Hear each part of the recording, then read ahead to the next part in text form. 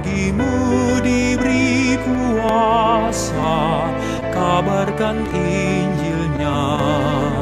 Dengan berani tak gentar, lawan musuh kita. Berita Injil, berita selamat, terus kumandangkanlah. Pergumulan kita tiada habisnya, hanya hendaklah hidupmu sesuai dengan Injilnya. Sepanjang hidupmu di dunia, Rohnya pimpin kita. Bagimu diberi perintah, agar teguh dan setia, berjuang di dalam iman karena kasih-Nya. Jangan tunda melayaninya selagi ada masa.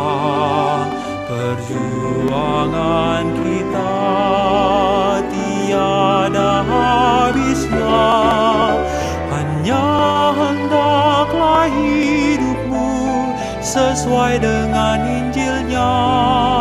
Sepanjang hidupmu di dunia, Rohnya pimpin kita.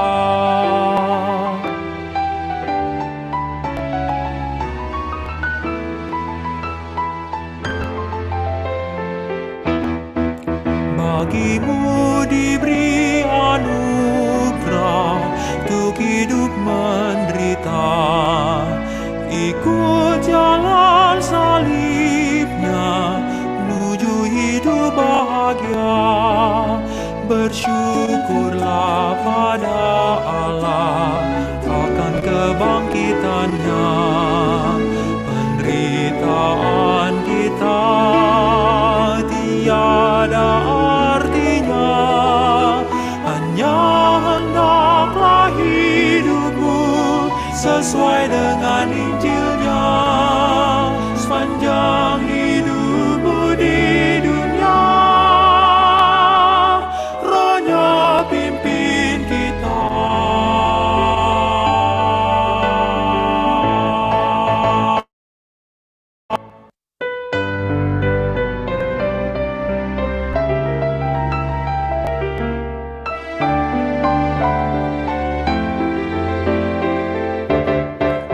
Bagimu diberi kuasa, kabarkan Injilnya. Ya, Shalom, Shalom, Horas semuanya. Shalom, Horas semuanya. Kedengaran suara saya? Kedengaran suara saya? Jelas. Jelas ya. Jelas. Ya.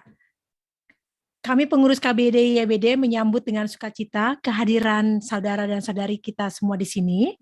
Bagi seluruh jemaat dan bagi jemaat yang baru bersekutu dalam ibadah ini, kami mau menyampaikan selamat datang dan salam sejahtera.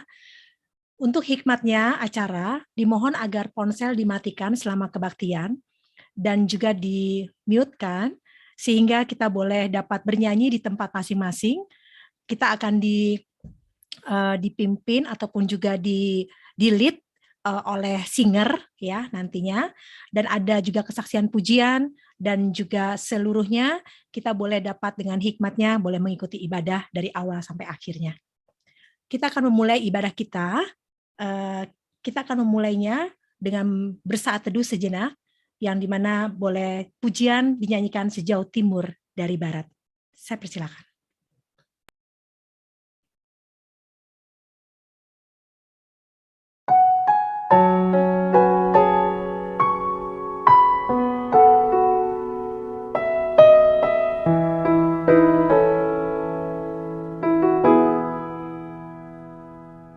Sejauh timur dari barat, Engkau membuang dosaku.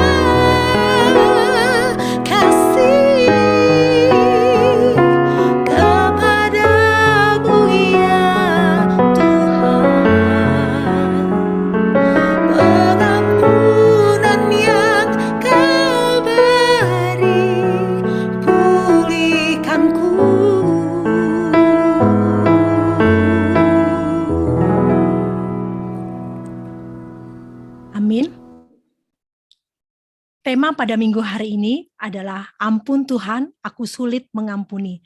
Mengampuni tanpa batas. Kita akan memulai saat ini dengan memuji Tuhan, kasih setiamu sungguh lebih baik, lebih berharga dari hidup. Dau dumenggan asini roham, dau umarga sian ngolkon. Mari kita memuji Tuhan bersama-sama.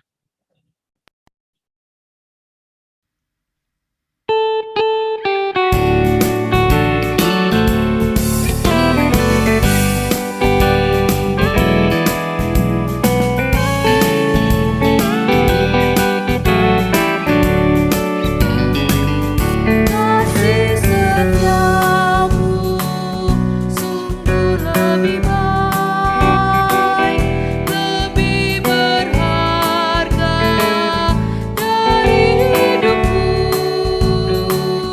Maka bibirku megahkan Dikau, kasih setiamu sungguh lebih baik. Dau dumenggan asini roham, dau marga sian ngolkon. Sai pujioku mahot Tuhaku, dau marga asini roham.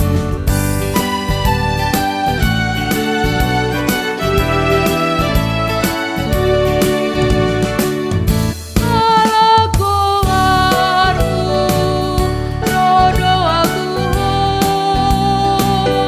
herbang tangaku lau memuji dau marga sian ngoluku, dau dumenggan asini roham.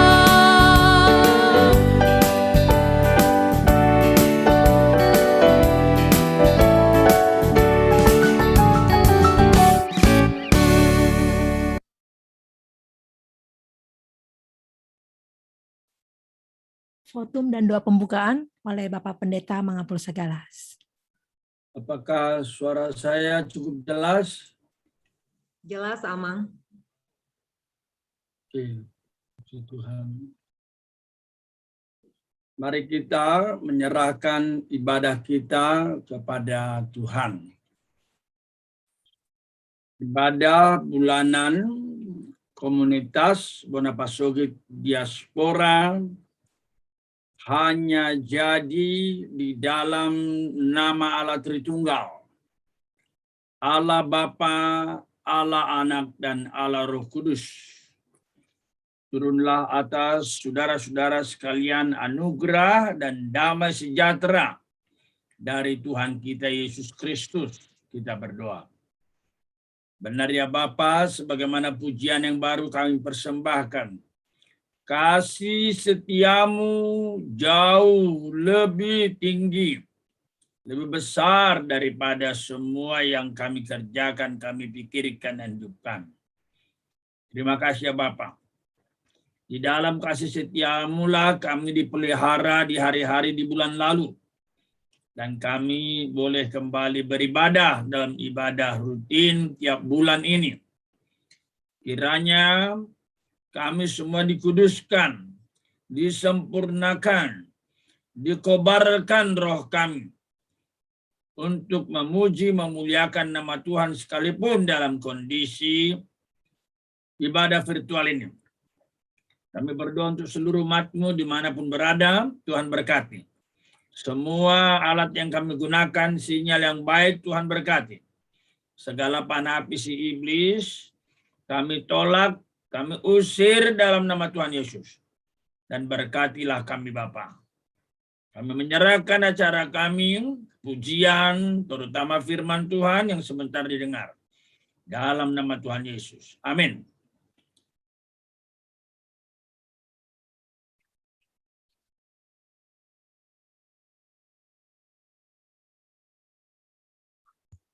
Refresh, masih di mute, refresh.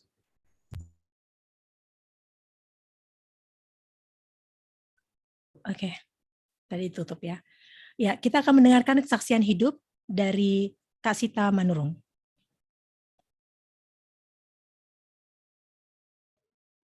Apakah terdengar suara saya? Sangat. Sangat terdengar. Terdengar Kak Sita. Horas Amang, Horas, Inang. horas buat semua Amang, Inang, dan saudara-saudaraku yang ada di Zoom maupun di YouTube. Saya bersyukur hari ini saya boleh menceritakan tentang Allah yang kita percaya. Allah yang hidup, Allah yang berkarya luar biasa. Seperti lagu tadi, lagu pembuka yang dinyanyikan oleh Adam. Ada satu kata yang saya percaya itu bahwa anugerah Allah salah satunya adalah penderitaan. Dan pengkhotbah bilang untuk segala sesuatu ada waktunya. Tibalah waktu untuk kami menerima cara pemeliharaan Allah melalui anugerah penderitaan. Waktu untuk mengalami kemalangan. Itu terjadi dari 3 Juli sampai dengan 9 Agustus 2021. Wake up call-nya sebetulnya tanggal 3 Juli. Kami tidak sadar bahwa varian Delta COVID sudah ada di dalam tubuh kami masing-masing. Wake up call itu justru datang dari Jane karena adik saya, karena dia seminggu sekali harus ke kantor dan di kantornya ada yang suspek. Lalu Jane melakukan pemeriksaan. Sebelumnya ketika saya terus berevaluasi, mencoba melihat ke belakang, Mama sebetulnya sudah kasih tanda-tanda. Ada batuk dan bodohnya saya kasih laserin. Laserin ternyata belakangan saya tahu itu adalah obat batuk untuk anak memang dan ada juga untuk orang tua, tapi ada kandungan obat tidur. Dan pada saat satu hari Mama tidur dan saya begitu gelisah. Tapi Tuhan mengizinkan ketika bangun kami terus mengalami perjuangan. Perjuangannya itu saya bagi 3 bagian dalam waktu singkat ini. 3 Juli sampai 12 Juli adalah perjuangan di rumah. Lalu 13 Juli sampai 26 Juli itu perjuangan sekali ke rumah sakit, tapi kemudian seterusnya di rumah untuk pemulihan. Dan tanggal 27 Juli sampai 3 Agustus kami diizinkan Tuhan untuk diberangkatkan ke RSUD Tanah Abang. Saya sungguh sebelum mengalami ini, saya mendengarkan khotbah Ibu Ratmi Tanujaya dari Bara, dari saat pengupasan Roma 6, Roma 7, dan Roma 8. Dan saya terkesan selain ayat favorit saya, Roma 8:28, ada satu kata. Kasih karuniaku cukup bagimu. Waktu itu dikupas Ibu Ratmi. Dan itu yang menguatkan saya terus berjalan. Di tanggal 3 Juli, 12 Juli, ternyata baru belakangan saya tahu bahwa masa-masa kami itu adalah masa-masa high-nya si Delta ini datang ke Indonesia. Dan semua harga oksigen, semua mahal, Avigan mahal semua. Tapi Tuhan memberikan jalan-jalannya, cara pemeliharaan Allah. Dan saya harus bilang, how great thou art. Saya nggak ngebayang kalau saya bukan milik Kristus. Mati sia-sia, mengalami penderitaan sia-sia, lalu nafas berhenti sia-sia gitu. Jadi pengharapan itulah yang membuat kami terus hidup sampai kepada hari ini. Yang saya mendapatkan OTG dan Jane juga, dan saya tahu itu bukan kebetulan karena pada akhirnya saya harus dibawa bersama Mama, salah satunya yang diizinkan menemani orang tua berkebutuhan khusus, putrinya atau anaknya atau keluarganya salah satu harus ada yang positif COVID karena Indonesia nggak punya rumah sakit orang tua berkebutuhan khusus seperti Mama. Intinya Mama berjuang di rumah, seharusnya setelah dapat konfirmasi dari dokter, setelah kita konsultasi post-COVID, periksa semua, dokter-dokter yang periksa, dan itu juga salah satu cara Allah untuk menceritakan dirinya. Baik yang Muslim maupun yang Kristen selalu bilang, I see you di rumah.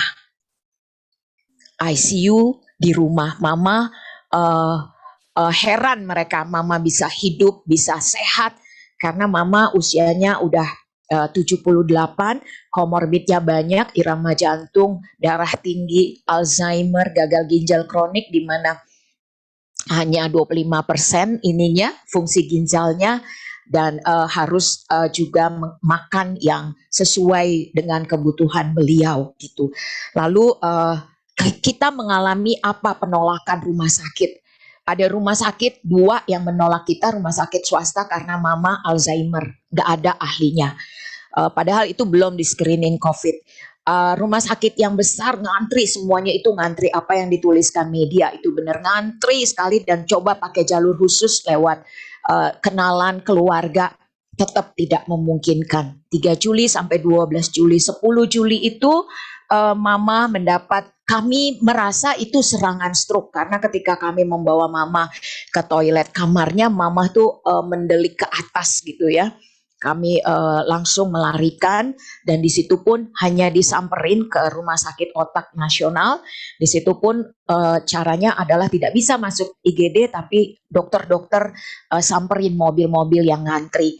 Dan mama disuruh tunggu 6 jam, jika ada serangan berikutnya baru bisa masuk. Belum soal COVID-nya.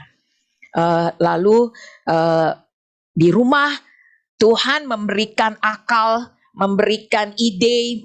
Tuhan kita tuh kreatif. Saya, adik saya berempat tuh ya, mengkontak semua, harga tabung tuh mahal banget, tapi Tuhan mengumpulkan mulai dari tabung 1 kubik sampai yang 6 kubik. Tuhan kumpulkan melalui kawan-kawan yang seiman dan kawan-kawan yang tidak seiman. Juga Tuhan mengumpulkan orang-orang yang memberikan oksigen. Sampai mama periksa post-COVID selesai, itu oksigen tidak pernah berkekurangan. Tapi itu saya harus ngantri, tapi ada waktunya. Makanya segala sesuatu ada waktunya. Ada saat itu saya harus ngantri di depot, dan tidak boleh, ternyata 6 kubik, tidak boleh. Karena itu dilarang, itu berarti rumah sakit. Jadi kami hanya 1 kubik dan 2 kubik.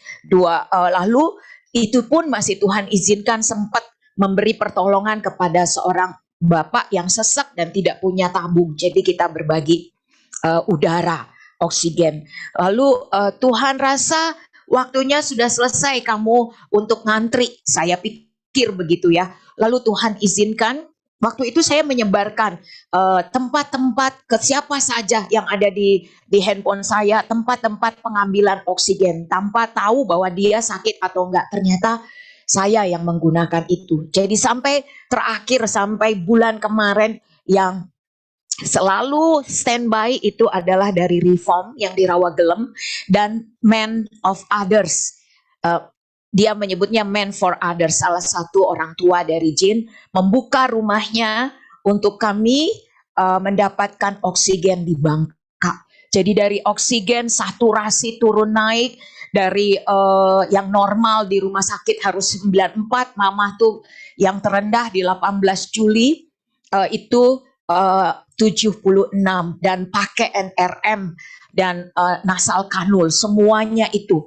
Tetapi dalam pemeliharaan Allah, meskipun kami ditolak, sudah coba telepon dari semua rumah sakit, bahkan rumah sakit yang tidak level kami, yang pasti saya udah bilang kita ngutang-ngutang, karena biayanya sangat mahal, apalagi kalau swasta itu tidak dibiayai pemerintah.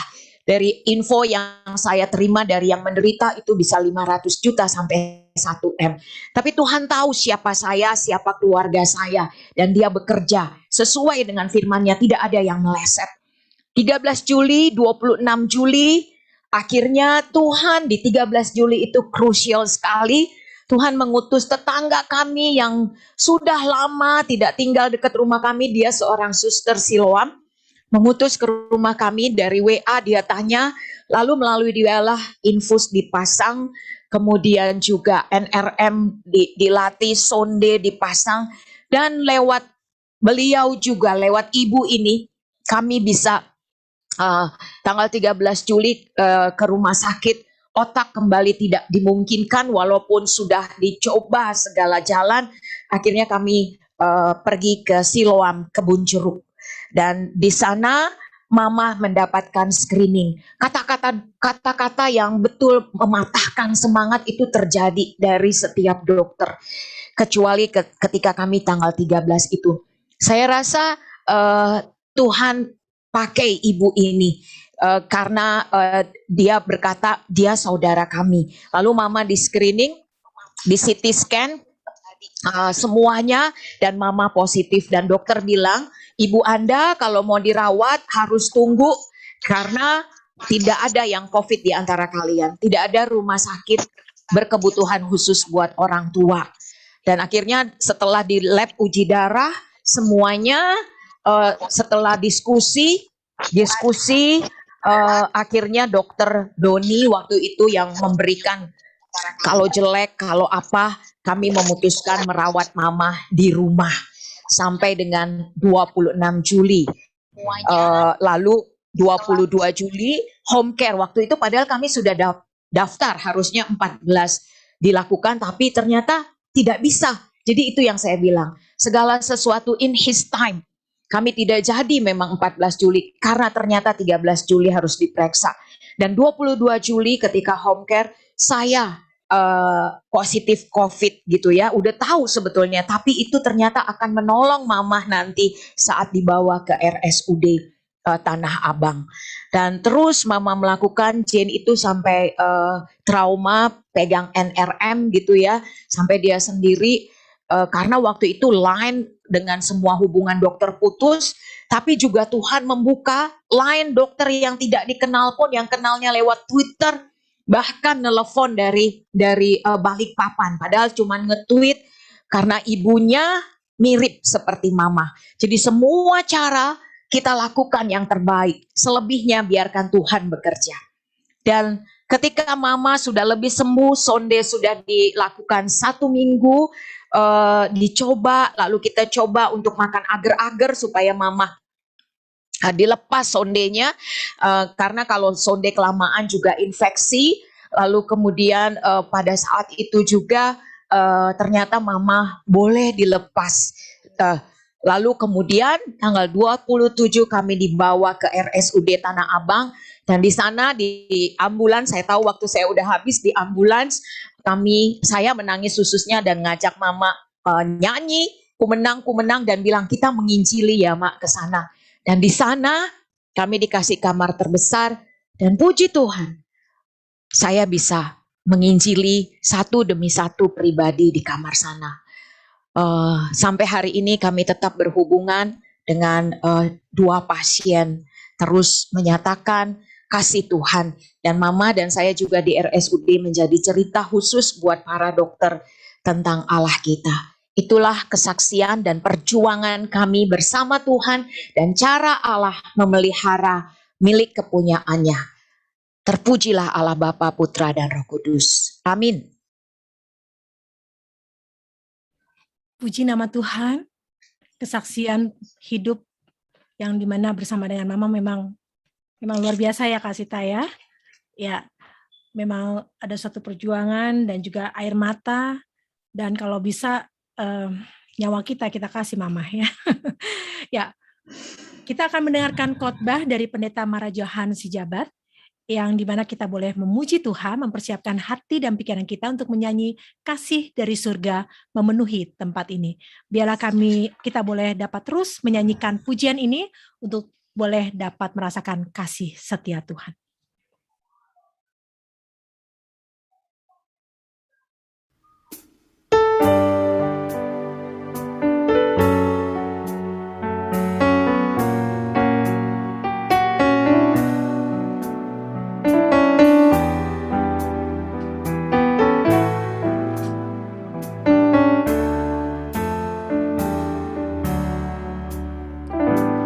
Kasih dari surga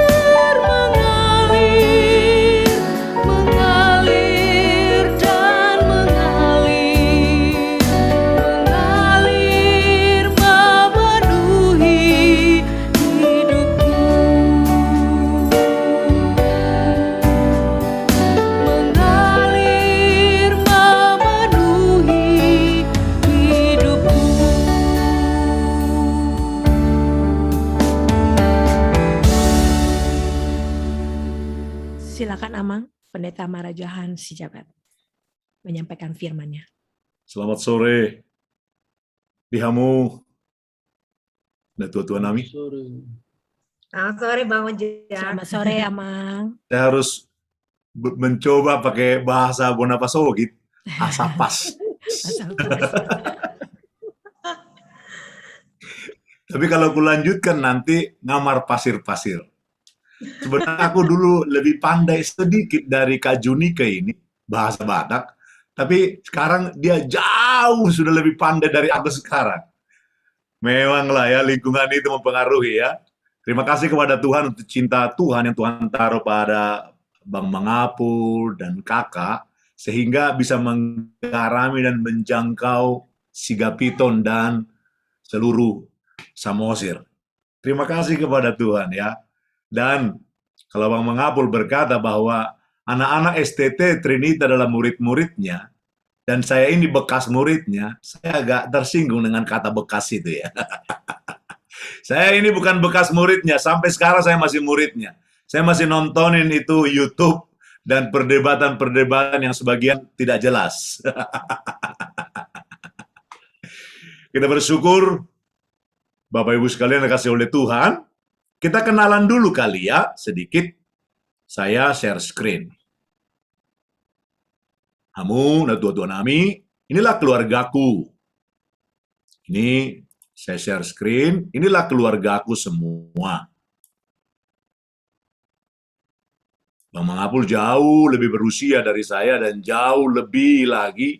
Jadi kalau saya berkata saya ini murid sekolah minggunya dan sampai sekarang harus jadi muridnya, itu wajar. Dan bukan kerendahan hati saya kalau saya berkata saya ini muridnya, memang muridnya sampai sekarang. Bagaimanapun, secara keilmuan, kalau Bang Mangapul ini menenggelamkan diri dalam teologi, aku kayaknya hanya berenang sedikit-sedikit gitu. Terus keluar lagi. Kalau Abang menenggelamkan diri, dan bersyukur sekali kalau hari ini bisa mengerami Indonesia. Ya, palabas rohama Bang. Kalau godang na mangatang na mangatu si dirim. Jadi mau apa lagi? Ya kan? Kalau orang nggak ngerti diri kita, apapun yang kita katakan kan udah nggak terima aja dia. Tapi kalau dia menyadari bagaimana Abang tenggelam dalam teologi dan ke berbagai-bagai kota, ke berbagai belahan dunia untuk mencari tahu apa maunya Tuhan, harusnya mereka mendengarkan. Begitu ya.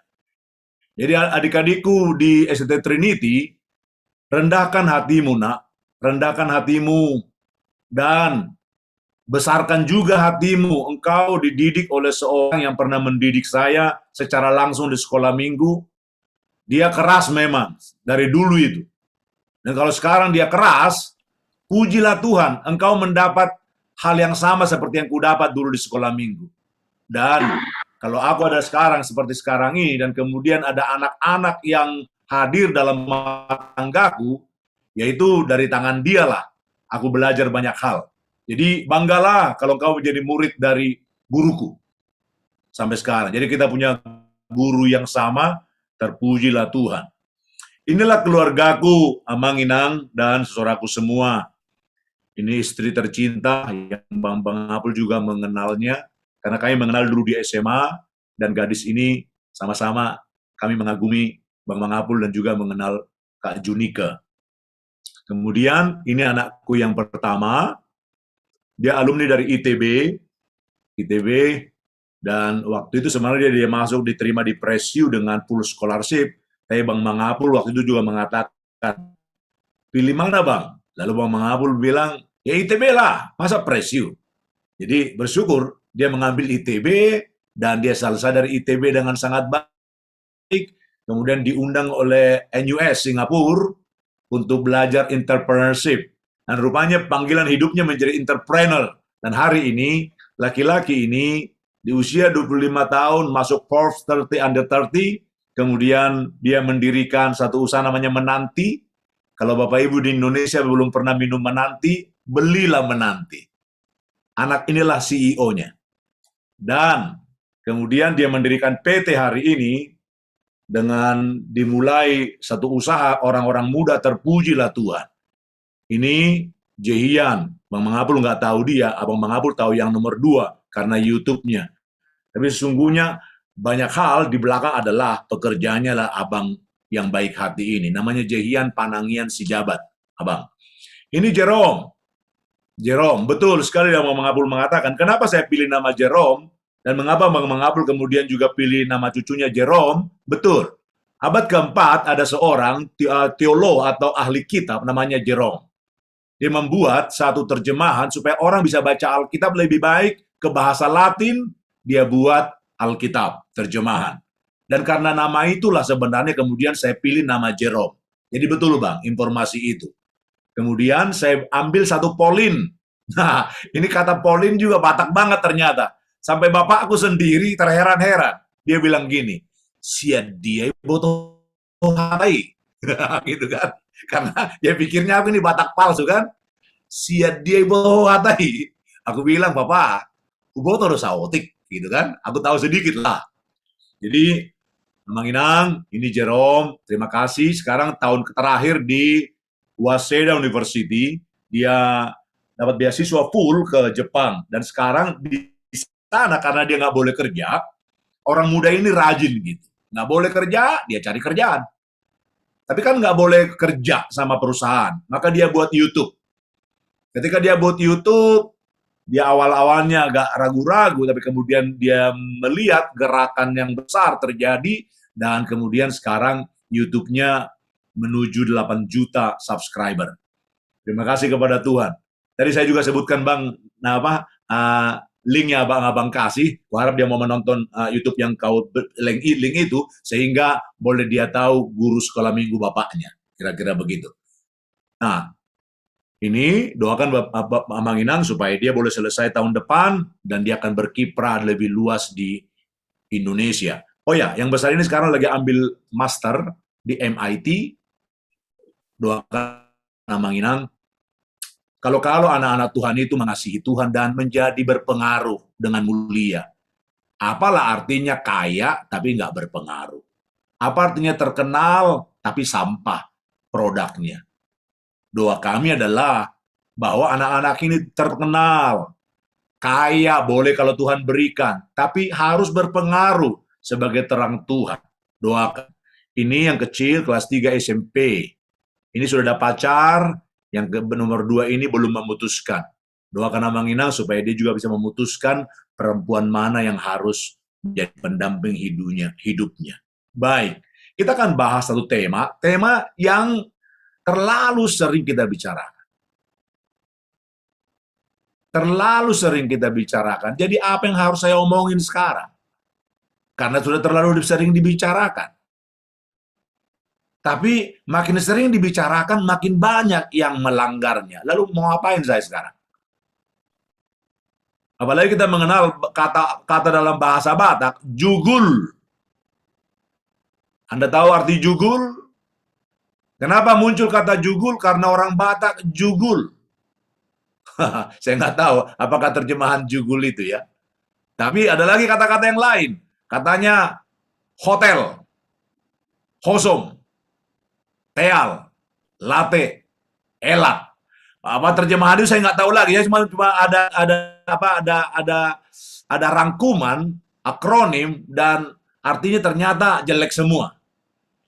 Tapi saya sangat meyakini Mang Inang bahwa firman Tuhan ya dan amin.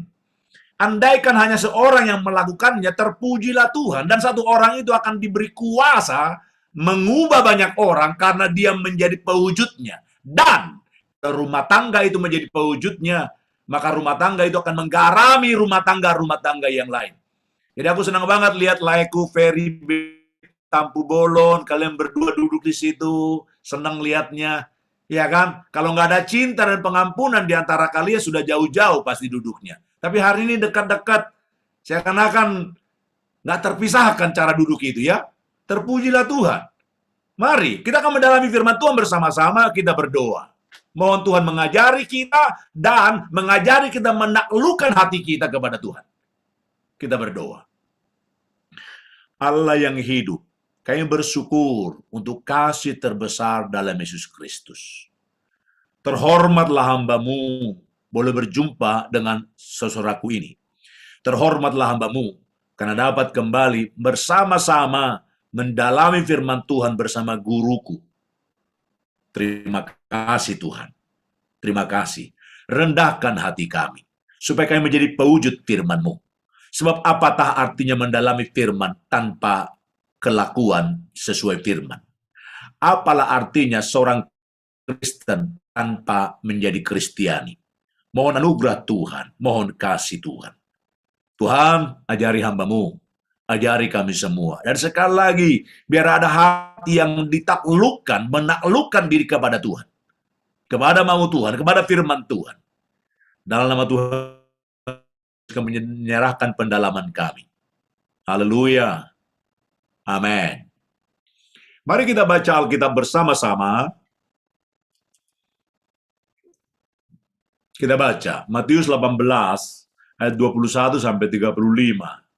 Anda mute, tapi kita baca bersama-sama di rumah kita dengan bersuara supaya pasangan kita, saudara kita boleh sama-sama mendengarkan firman Tuhan sama-sama.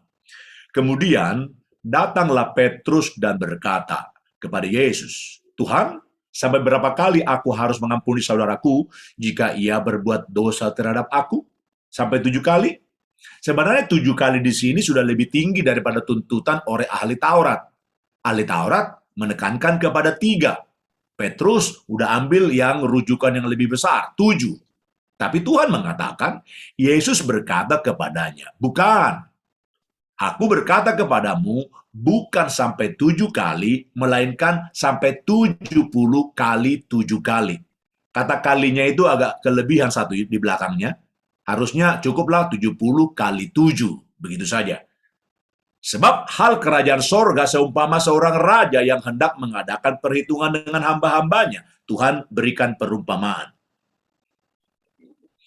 Setelah ia mulai mengadakan perhitungan itu, dihadapkanlah kepadanya seorang yang berhutang 10.000 talenta. Tetapi karena orang itu tidak mampu melunaskan hutangnya, raja itu memerintahkan supaya ia dijual beserta anak istrinya dan segala miliknya untuk membayar hutangnya.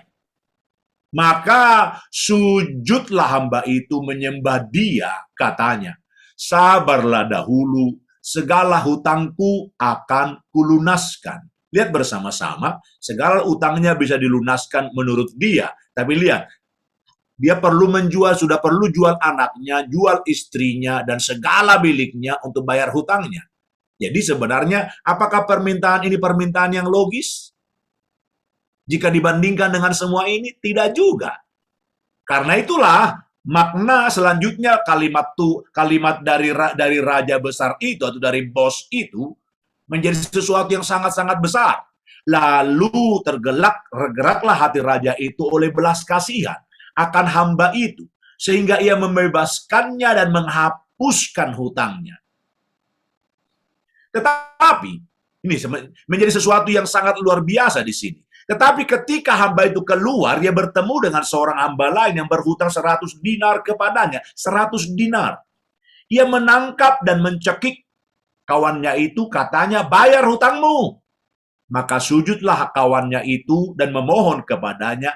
Sama-sama katanya. Kata dia kepada raja, kata hamba ini kepada hamba raja, "Sabarlah dahulu, hutangku itu akan kulunaskan." Bandingkan 100 dinar, kemudian yang di atas adalah jual anak, jual istri, jual harta milik. Tetap nggak bisa bayar sebenarnya. Tapi kalimatnya sekarang permohonannya sama. Apa kata dia? Tetapi ia menolak dan menyerahkan kawannya itu ke dalam penjara sampai dilunaskannya hutangnya. Melihat itu, kawan-kawannya yang lain sangat sedih, lalu menyampaikan segala yang terjadi kepada tuan mereka. Raja itu menyuruh memanggil orang itu dan berkata kepadanya, "Hai hamba yang jahat, seluruh hutangmu telah kuhapuskan karena engkau memohonkannya kepadaku. Bukankah engkau pun harus mengasihi kawanmu seperti aku telah mengasihi engkau?" Maka marahlah tuannya itu dan menyerahkannya kepada algojo sampai ia melunaskan seluruh hutangnya. Maka Bapakku yang di sorga akan berbuat demikian juga terhadap kamu, apabila kamu masing-masing tidak mengampuni saudaramu dengan segenap hati. Amanginang. Nah, di persangapan di bagas Tuhan, ini tema kita hari ini. Ampun Tuhan, aku sulit mengampuni versus mengampuni tanpa batas. Dua tema ini menjadi dua tema yang sangat-sangat bertolak belakang. Satu, memohon dan memohon ampun kepada Tuhan karena sulit mengampuni. Tapi yang kedua ini mengerti dengan jelas mengampuni tanpa batas. Mari kita lihat bersama-sama, kita lanjutkan. Ada kalimat mengatakan kata-kata ini, forgiving is costly, but not forgiving is more costly. Kalau Anda memahami kalimat ini, dan Anda mengalami kalimat ini, Anda pasti berkata amin. Pasti berkata amin. Mengampuni memang susah, tapi tidak mengampuni jauh lebih susah. Mengampuni harus bayar harga, tapi tidak mengampuni pun lebih lagi harus bayar harga. Contoh menarik, kita ambil dari seorang penulis.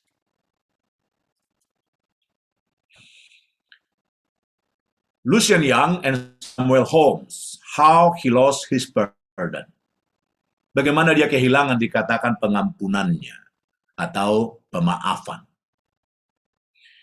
Samuel Holmes kedapatan dan didakwa membunuh. Di depan juri terbukti pembunuh. Terbukti pembunuh. Vonis dijatuhkan hukuman mati. Tapi dia punya seorang kawan yang telah membebaskan banyak orang dari tangan hukum. Maksudnya dari tangan yang akan menghukum mati. Namanya Lucien Young.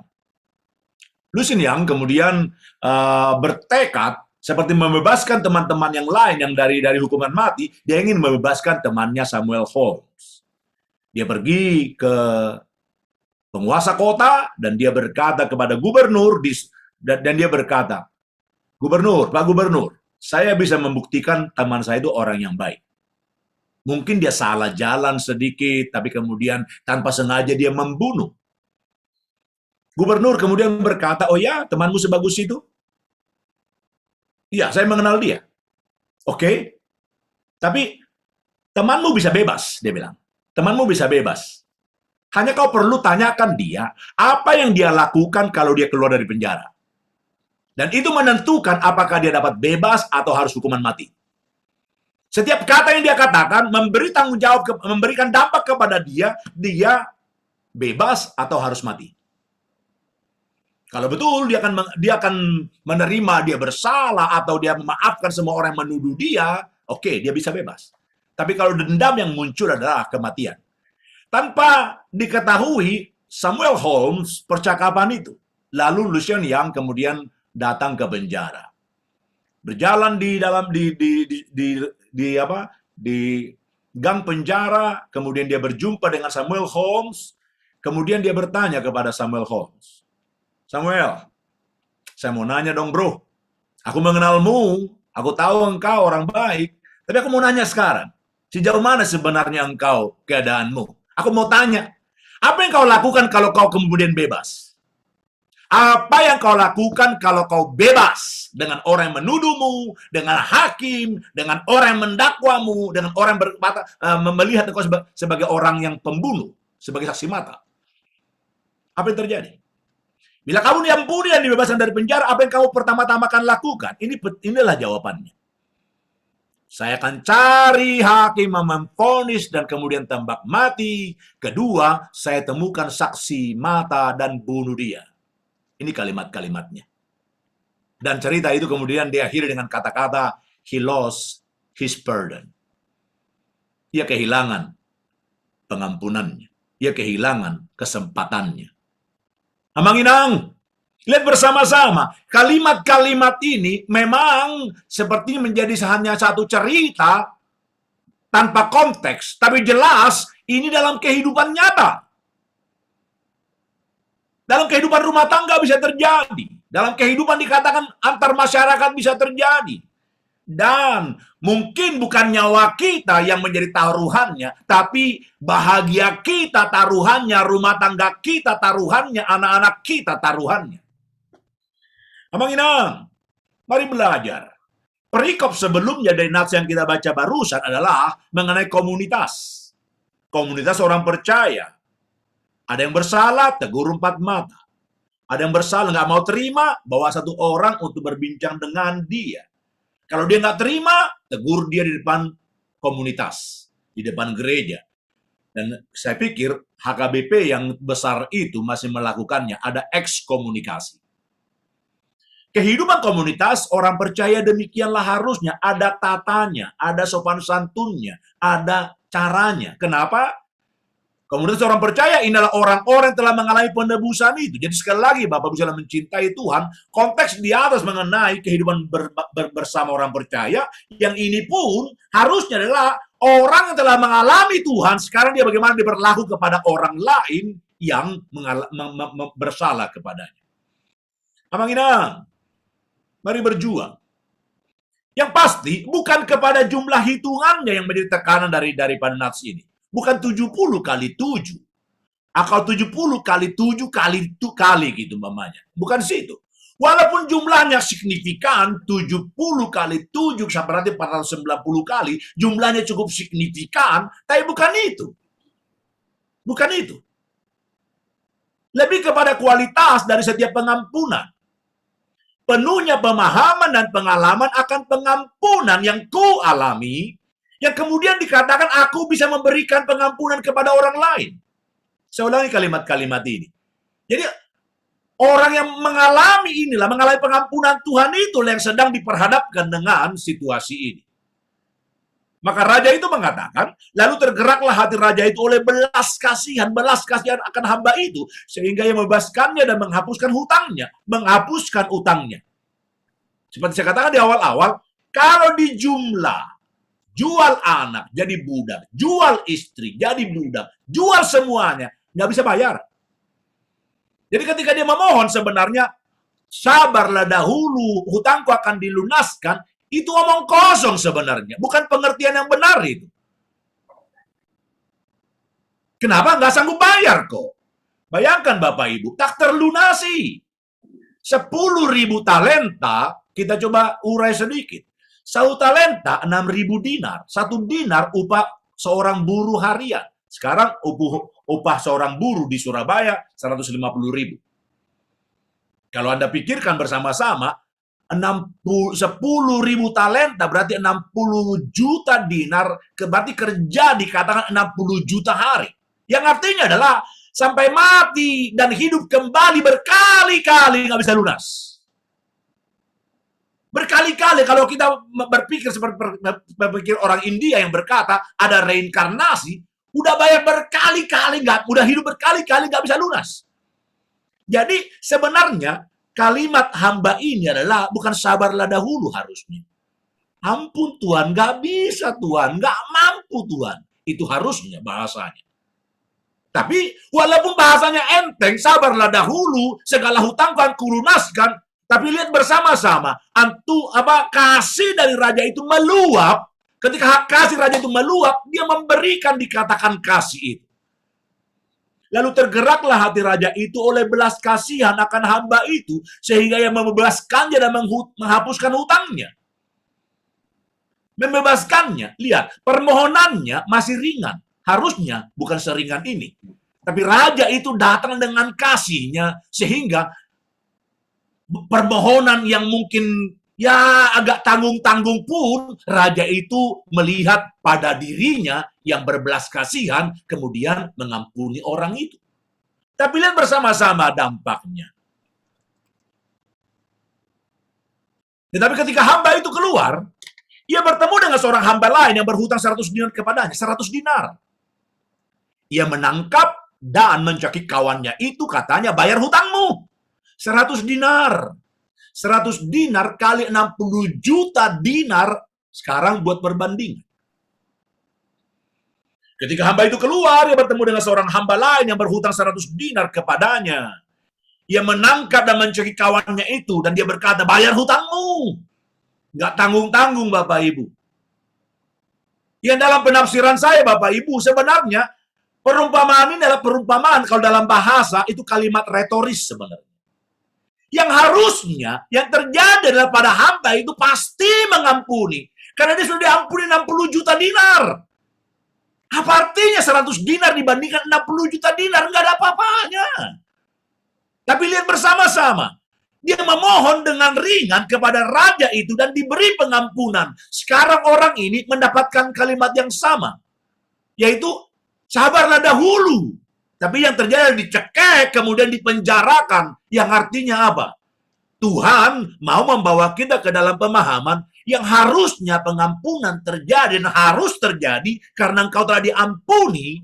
Maka celakalah orang-orang dikatakan yang sudah mengalami, merasakan pengampunan, tapi yang terjadi adalah dia mengutuki orang-orang yang bersalah atau berhutang kepadanya.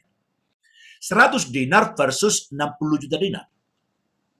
Kalimat permohonannya sama. Maka sujudlah kawannya itu dan memohon kepadanya. Sabarlah dahulu, hutangku itu akan dikulunaskan.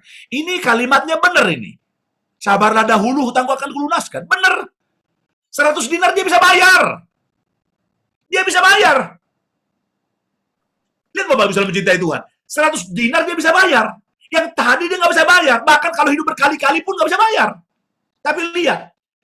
Di sinilah kita bersama-sama lihat perbandingannya. Sabarlah dahulu, dia menggunakan kata temannya itu kepada raja, dan sekarang dia ambil bagi dirinya. Tapi temannya bahkan tidak mau mengertinya. Bertindak dengan murka, tapi ia menolak dan menyerahkan kawannya ke dalam penjara sampai dilusnaskannya hutangnya. Apa artinya Amang Inang? Amang Inang yang mau ditekankan di sini adalah 60 juta dinar itu. Modal mengampuni. 60 juta dinar dihapuskan adalah modal untuk mengasihi, untuk mengampuni. Sama kita baca yang di bawah, merah, 23. Anugerah sama dengan modal yang begitu besar untuk melakukan yang sama. Modal yang begitu besar untuk melakukan yang sama.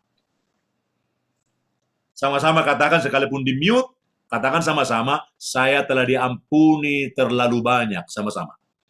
Saya telah diampuni terlalu banyak. Satu kalimat lain, saya telah dikasihani dengan begitu banyak. Sama-sama. Saya telah dikasihani dengan begitu banyak. Dengan begitu banyak. Dengan begitu banyak. Maka hari ini, kalau Bang Mangabul di YouTube-nya itu ada sedikit perselisihan, Bang Mangabul mengatakan kalimat-kalimat istimewa. Dia berkata, sebenarnya kami teman saja gitu. Cuman ketika berbincang terjadi perdebatan panjang, puji Tuhan. Kalau itulah kenyataannya, terpujilah Tuhan. Berdebat boleh tajam, berdebat boleh sedemikian tajam, tapi harusnya dikatakan ketika berjumpa, bukankah hahaha harus terjadi? Karena memang perdebatan itu harus terjadi. Yang salah harus tetap bersalah, yang benar harus diakui sebagai benar. Kecuali masing-masing kita telah mengatakan satu kata tadi, jugulnya itu. Saya bersyukur banget. Saya bersyukur banget untuk kegalakan dari guru saya ini. Terima kasih Bang. Sekalipun kakak telah menasihati engkau supaya engkau jangan galak-galak lagi, saya menghormati kegalakan itu. Kalau tidak, siapa lagi yang mau mendengarkan berita kebenaran dari seberang? Tapi sekali lagi, mari bersama-sama berjuang di sini, Amang Inang. Modal kita begitu banyak. Karena modal kita begitu banyak, saya nggak setuju perceraian, Bapak Ibu. Seorang kawan saya dipukuli oleh suaminya. Dia bertahan lama, dipukuli oleh suaminya. Bertahan lama. Dia mulai berpikir untuk bercerai. Dia tanya, dikatakan kepada teman-teman hamba Tuhan. Dia tanya kepada teman-teman senior. Dan hampir semua berkata setuju bercerai. Dia bertanya, saya cek dia pribadi, saya berkata, tidak adikku, jangan bercerai. Bang, semua orang setuju, hanya kau tidak setuju. Iya. Lalu dia berkata, saya kalau bukan Tuhan yang bicara padaku, aku akan tetap dikatakan bercerai. Lalu saya berkata padanya, kau pikir saya siapa? Memangnya aku nggak ada kerjaan lain untuk ngurusin kau, sehingga aku sekarang mau ngurusin kau? Lalu saya berikan dia contoh, mamaku belum percaya Tuhan Yesus. Dia dipukuli papaku. Dia ditendang papaku. Kata-kata papaku tajam merobek-robek hati mamaku. Dia hanya berani berkata, pulangkan aku, pulangkan aku. Kenapa? Karena bagi orang Batak nggak ada perceraian. Pulangkan aku. Maka papaku di atas angin, dia bilang kepada mamaku, bamulak ko. Mulak paulah kau. Bamulak ko. Mamaku tidak pulang. Kenapa? Kalau mamaku pulang, dia mempermalukan ayah ibunya. Kalau papaku pulangkan mamaku, dia menghina tulangnya, rajanya. Maka dia nggak pulang. Dia nggak pulangkan juga mamaku. Saya berkata itu kepada temanku. Saya menolak perceraian. Kalau mamaku terus bertahan, dan kemudian satu saat dia bertobat percaya Tuhan Yesus. Ketika saya kelas 6 SD, 4 tahun kemudian mamaku percaya Tuhan Yesus. Papaku percaya Tuhan Yesus. Bagaimana mamaku itu kemudian mencintai papaku, dan papaku kemudian dipulihkan Tuhan dan kemudian mencintai mamaku. Saya tidak setuju perceraian. Kekerasan bisa terjadi, mungkin berpisah sementara. Saya bisa paham. Tapi bercerai, saya tidak bisa memahaminya. Amang Inang, akhirnya kawan saya itu bercerai. Dan saya salah satu yang paling sedih. Karena kehambaanku sebagai hamba Tuhan tidak lagi dihormati oleh orang lain. Kalimat dia adalah, kalau Tuhan tidak bicara padaku, aku tidak mau mendengar. Dan aku bukan hamba Tuhan berarti bagi dia. Dan lihat bersama-sama Amang Inang. Kalau modalmu begitu banyak, apa yang mau dimaksud di sini? Anda tahu kenapa pengikut saksi Yehova sampai sekarang terus banyak? Kenapa? Salah satunya adalah karena orang Kristen yang mengerti teologi yang benar tidak berlaku dalam teologi yang benar. Saksi Yehova hari ini begitu keras menantang dikatakan perceraian. Begitu menentang dikatakan merokok. Di manakah gereja Anda yang melarang orang merokok? Dan di mana Anda menemukan orang saksi Yehova merokok? Lalu saya bayangkan, saya bukan mau berkata mereka bagus, enggak. Tapi dalam ajaran yang mereka pegang, yang mereka hormati Tuhan mereka kekeh dikatakan di situ. Dan jumlah mereka terus bertambah, terus bertambah. Sementara orang yang berkata diri benar, tidak berjalan dengan benar. Anda mau ngomong apa untuk mereka? Mereka akan berkata, aku tahu teologimu mungkin lebih bagus dari saya. Tapi sorry, rumah tangga gue lebih bagus dari rumah tangga lo.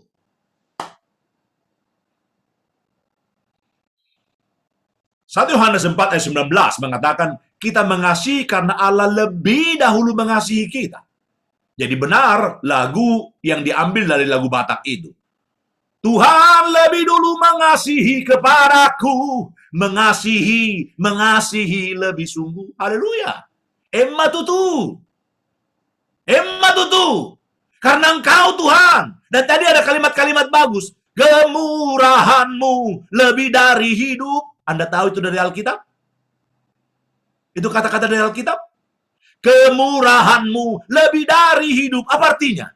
Andaikan aku menyerahkan nyawaku sekalipun, tidak akan bisa dikatakan membalas kasih terbesar itu. Nggak bisa.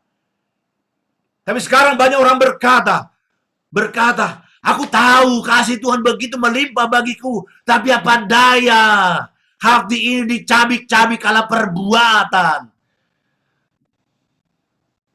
Satu kali saya khotbah di satu gereja di Jakarta, saya berkata, mudah atau susah Allah mengampuni dosa. Dengan serentak jemaat berkata, mudah.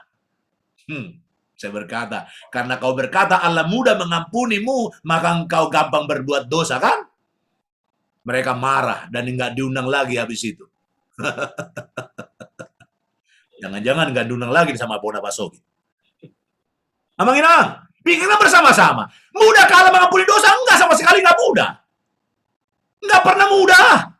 Bahkan kalau kita katakan, lihat bersama-sama, aku mengampuni sesamaku dengan Tuhan mengampuni aku malah lebih mudah. Sebenarnya aku lebih mudah mengampuni sesamaku. Kenapa? Aku manusia, dia manusia. Sama. Kalau Tuhan pencipta, aku ciptaan. Bagaimana mungkin sekarang dia lebih mudah mengampuniku daripada aku mengampuni sesamaku? Oh, kita berkata karena dia mahal. Saya setuju. Tapi sekali lagi soal pengampunan, dia pencipta, aku ciptaan, temanku ciptaan. Beda jauh. perbandingannya. Tapi lihat bersama-sama, dia mau melakukannya. Kita jauh dari mau melakukannya. Abang Ferry, pegang dulu tangan istrimu. Aku mau lihat. Sudah kau pegang tangannya. Terima kasih. Abang, ketika kau pegang tangannya, langsung saja senyum kakakku itu kulihat. Terpujilah Tuhan. Dan itulah harusnya kan? Itulah harusnya kan? Ada senyuman di situ. Ada sukacita di situ. Kakak, kau pernah menangis karena abang ini? Pasti pernah. Itu bukan nubuatan, sudah pasti pernah. Iya kan? Apakah istriku pernah nangis karena aku? Bang Sagala, pernah, bukan pernah, sering.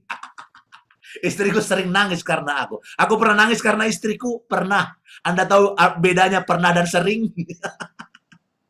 Tapi puji Tuhan, hari ini aku bersih bersama dengan pasanganku.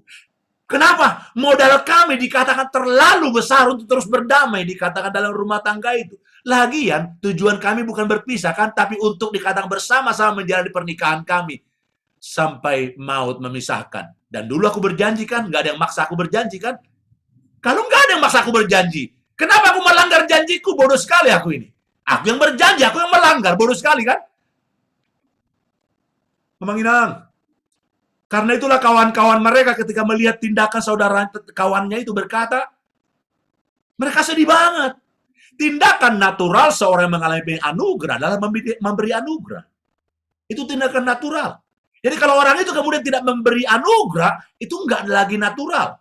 Enggak lagi dikatakan menjadi sesuatu yang bisa dipikirkan, bisa dimasuk akal dari teman-temannya. Melihat itu kawan-kawannya sangat sedih. Bukan sedih, sangat sedih. Bagaimana mungkin itu terjadi? Kira-kira itu artinya. Tuhan mulia, mengampuni hamba, Papa. Dari hutang begitu besar harusnya membuat hamba mengampuni hamba yang berhutang kecil. Tapi lihat bersama-sama. Tuhan yang berhak mengampuni atau tidak telah mengampuni kita. Kita yang tidak punya hak untuk tidak mengampuni telah memvonis bersalah dan menghukum. Saya ulangi membaca bagian ini. Tuhan yang berhak mengampuni, Tuhan yang berhak mengampuni atau tidak telah mengampuni kita. Kita tidak punya hak untuk tidak mengampuni, telah memvonis bersalah dan menghukum.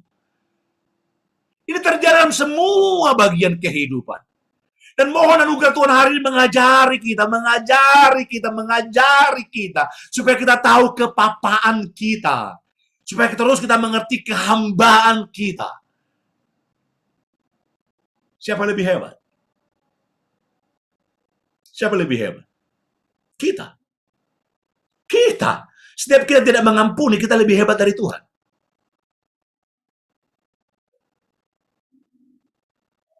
Celaka kita. Kita menjadi lebih hebat. Karena tidak mau memberi pengampunan kepada orang yang bersalah kepada kita. Pengampunan Tuhan menghapuskan hutang dosa kita yang begitu besar. Haruslah menjadi, sama-sama baca yang biru, 2-3. Pengampunan kita kepada sesama yang berhutang dosa yang kecil. Kecil, besar. Dalam konteks ini Bapak Ibu, saya mengingat doa Bapak kami. Kalau Anda HKBP, tiap minggu Anda baca doa ini. Kalau Anda GKI, seperti saya, Anda bersama-sama mendoakan kata-kata ini. Dan kalau Anda belum mengampuni, Anda berbohong berdoa Bapa kami. Sama-sama baca. Ampunilah kami seperti kami mengampuni orang yang bersalah kepada kami.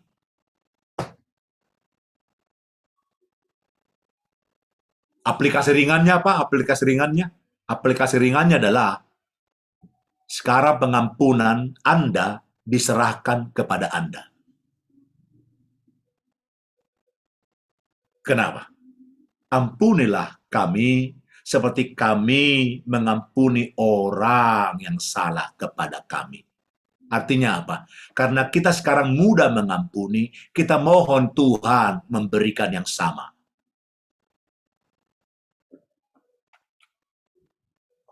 Dampak tidak mengampuni. Rusaknya hubungan dengan Allah, sudah pasti. Rusaknya hubungan dengan sesama, sudah pasti. Rusaknya hubungan dengan diri sendiri. Dan salah satu yang paling sulit memang adalah mengampuni diri sendiri, Bapak Ibu.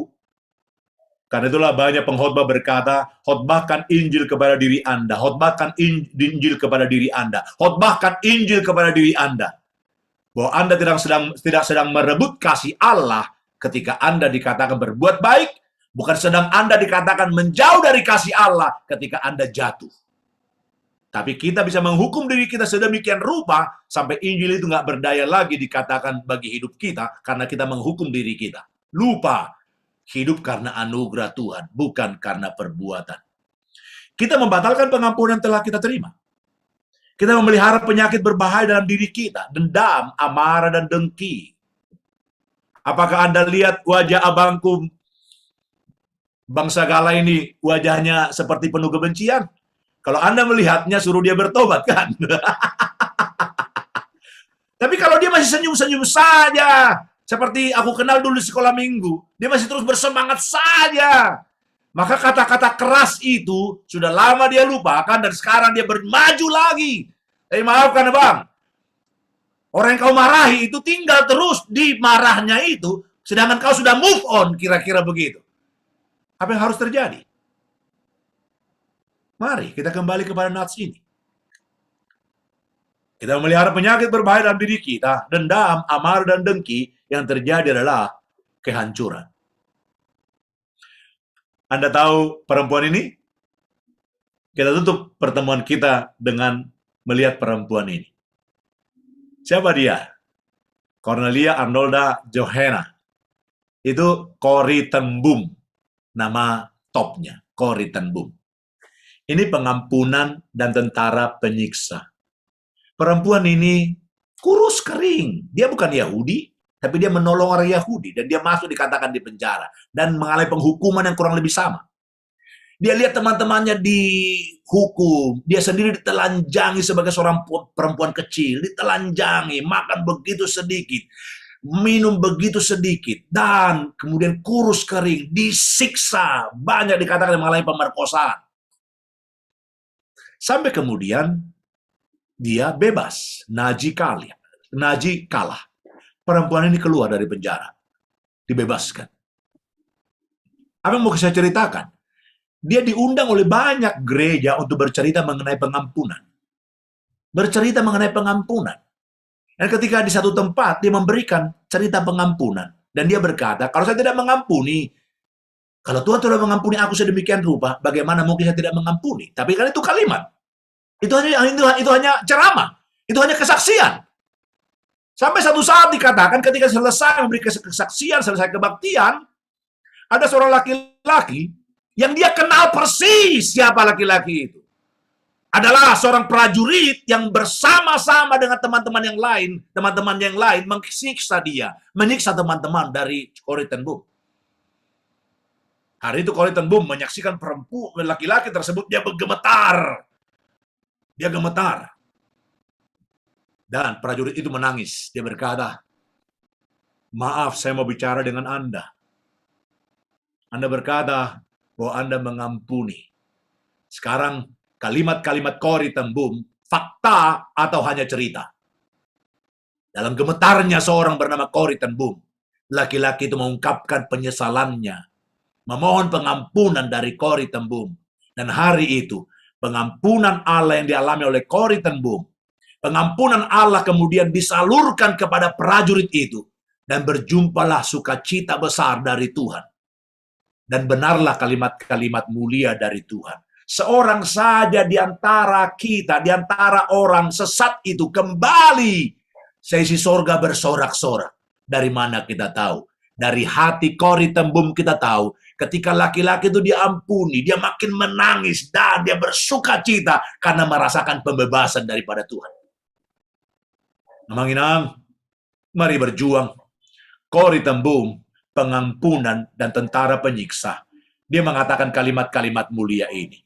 Sama-sama kita baca. Mungkin kurang kelihatan, mari kita berjelas. Sama-sama. Worry does not empty tomorrow, but its sorrow. It empties today of its strength. Benar banget. Benar banget. Mari berjuang. Mari berjuang. Kalau Anda hadir bersama dengan pasangan Anda, saya akan pimpin doa sebentar. Bolehkah Anda dan pasangan Anda bergandengan tangan? Apakah terjadi pertengkaran barusan? Atau Anda menyimpan kesalahan pasangan? Atau antara pengurus Bona Pasogit kemudian kalian sudah mulai merasakan, apa ini Bona Pasogit? Kenapa? Seperti ada pencari untung menurut Anda tanpa Anda mau cek-recek, mengklarify. Bolehkah? Bolehkah sekali lagi hal mulia ini terjadi di antara kita? Ada pengampunan diberikan. Ada penjelasan yang makin bagus dikatakan, disajikan. Mari saudaraku semua. Anda berkata perbedaannya begitu jauh, Pak. Perbedaannya begitu jauh, Pak. Kalau dalam rumah tangga umpamanya. Bang Mangabul tadi mengatakan istri saya orang Chinese. Betul banget. Anda tahu, orang Chinese sama orang Batak mirip-mirip. Kalau Chinese Toto. Tapi kalau Chinese Jakarta, beda jauh dengan Batak Toto. Artinya aku dengan istriku beda banget. Suaraku gede banget. Lebih besar sedikit dari Bang Mangabul kalau teriak-teriak. Sama. Dia sudah lebih kecil karena mungkin sudah bisa mengatur nafasnya. Kalau aku belum bisa mengatur nafasku sampai sekarang. Bahkan di Zoom kata istriku, kau bicara kayak onsite 1.000 orang. Padahal cuma dengan Zoom saja kau ada. Sedih juga sih. Tapi mau bagaimana? Kayak nggak keluar rohnya ya Bang. Ya nggak Bang? Nah sekarang mari. Kalau cari keberbedaan di rumah tangga saya banyak. Kalau cari musuh dalam pengalaman saya banyak. Nanti katanya ada diskusi. Saya akan cerita nanti kalau ada yang nanya bagaimana pengalaman pengampunan itu terjadi dalam kehidupanku sebagai seorang hamba Tuhan. Mari suami istri bergandengan tangan. Kita berdoa bersama-sama. Izinkan saya berdoa untuk kita semua. Kita berdoa.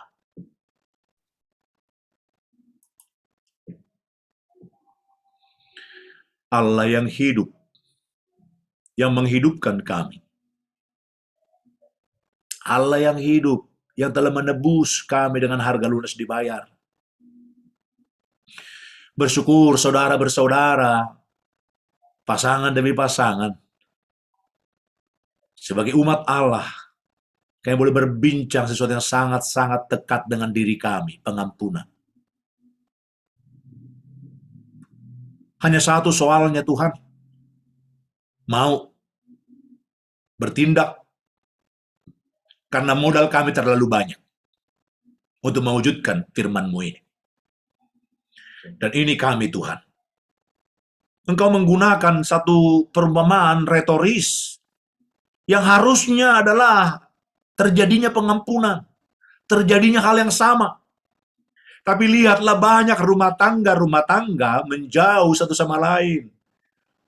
Suami istri renggang.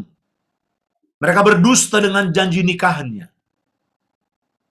Ada orang tua menjauh dari anak-anaknya dan mereka berdusta dengan kalimat-kalimat yang pernah mereka katakan akan mendidik anak-anak dalam jalan-jalan Tuhan. Tuhan, sore ini ampunilah kami. Kuduskanlah kami, sucikanlah kami. Supaya sekali lagi Tuhan, firman-Mu yang ya dan amin itu yang berguna demi kebaikan kami, bukan demi Tuhan sebenarnya pertama-tama dampaknya, tapi bagi kami. Jadilah itu Tuhan.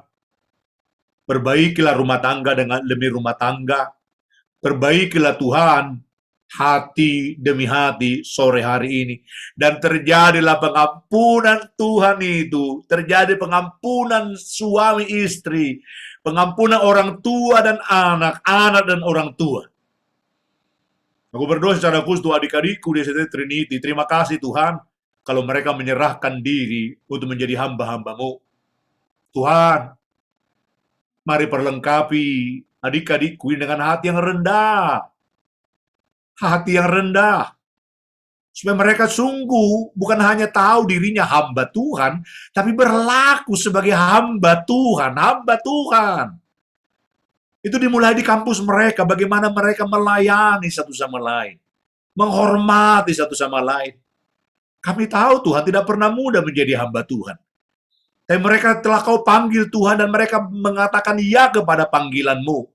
biar adik-adikku ini menghidupi panggilannya dan banyak orang akan dibawa ke dalam maunya Tuhan karena hidup mereka, karena pengajaran mereka. Tuhan, terima kasih. Terima kasih. Pakai kami semua untuk menolong SDT Trinity melakukan bagian kami. Menjangkau banyak orang. Kalau kami tidak mampu dikatakan pergi, biar kami yang mampu mendukung mereka secara materi yang Tuhan sudah percayakan kepada setiap kami. Terima kasih Tuhan untuk hari ini. Tuhan, panjangkan umur abangku, kakakku, sehatkan tubuhnya. Supaya sekali lagi aku tahu, kami boleh melihat betapa dahsyatnya orang mengasihi Tuhan itu. Betapa dahsyatnya orang yang datang kepada Tuhan dan berjuang bagi nama Tuhan. Yang membelanya bukan manusia, tapi pencipta langit dan bumi. Maka Tuhan, sehatkanlah tubuhnya dan kuatkanlah Tuhan terus fisiknya untuk bertarung di dalam waktu-waktu selanjutnya. Khususnya dengan pengajaran menyimpang yang makin disemangati oleh orang-orang berduit. Kasihani Tuhan, abangku, kasihani seluruh mahasiswa teologi yang dipimpinnya, dan juga semua teman-teman di SDT Trinity.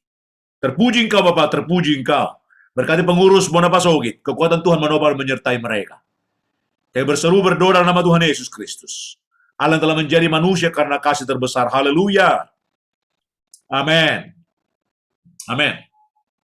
Kita serahkan kepada pengurus.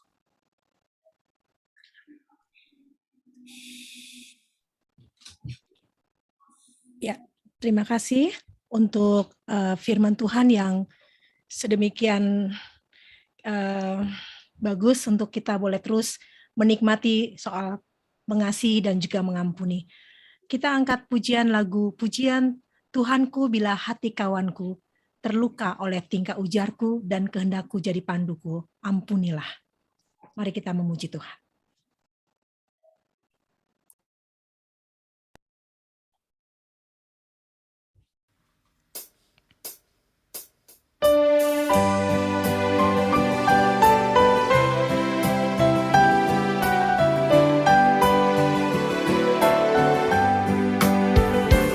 Tuhanku bila hati kawanku terluka oleh tingkah ujarku dan kehendakku jadi panduku, ampunilah.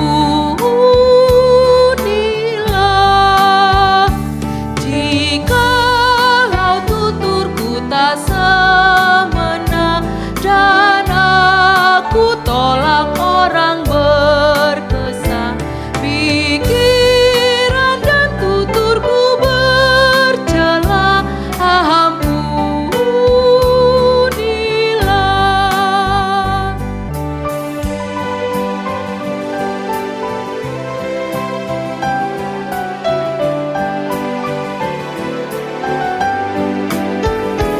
Aku likipe tu pasone membancut rohani dong aku pe pikiran tanah urang ture corama tuai nang rodo au sumong bao kasat ngolupi Tuhan Tuhan lewat marohana holong guru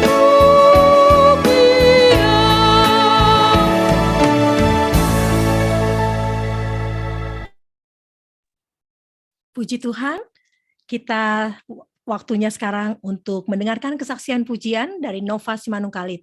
Kasih pasti lemah lembut dan memaafkan.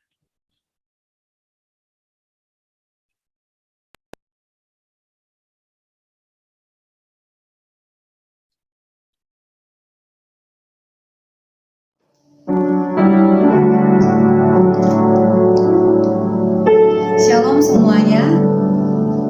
Terima kasih untuk kesempatan yang diberikan kepada kami untuk boleh mengisi kesaksian pujian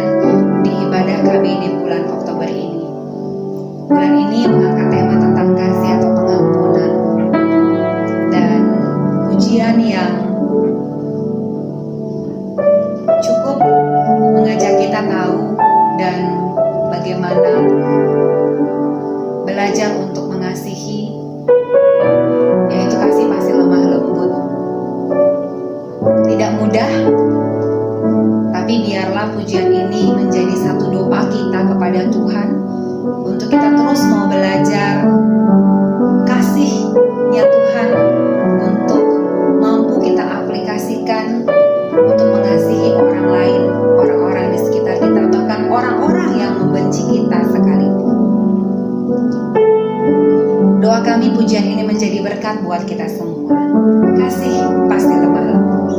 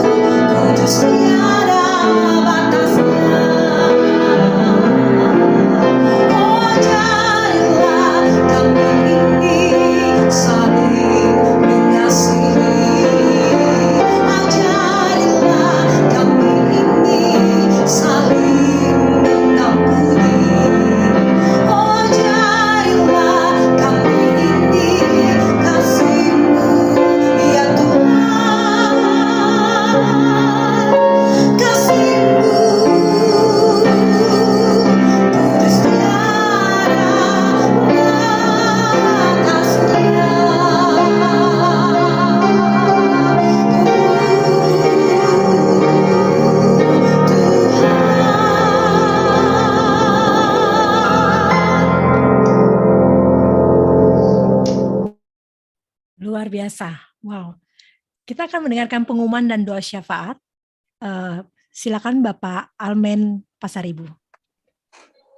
Horas, salam untuk kita semua, Bapak Ibu, Horas. Amang Inang, Abang Kakak, adik, saudara-saudari semua yang hadir dalam ibadah bulanan komunitas Bonapasogit Diaspora pada sore hari ini.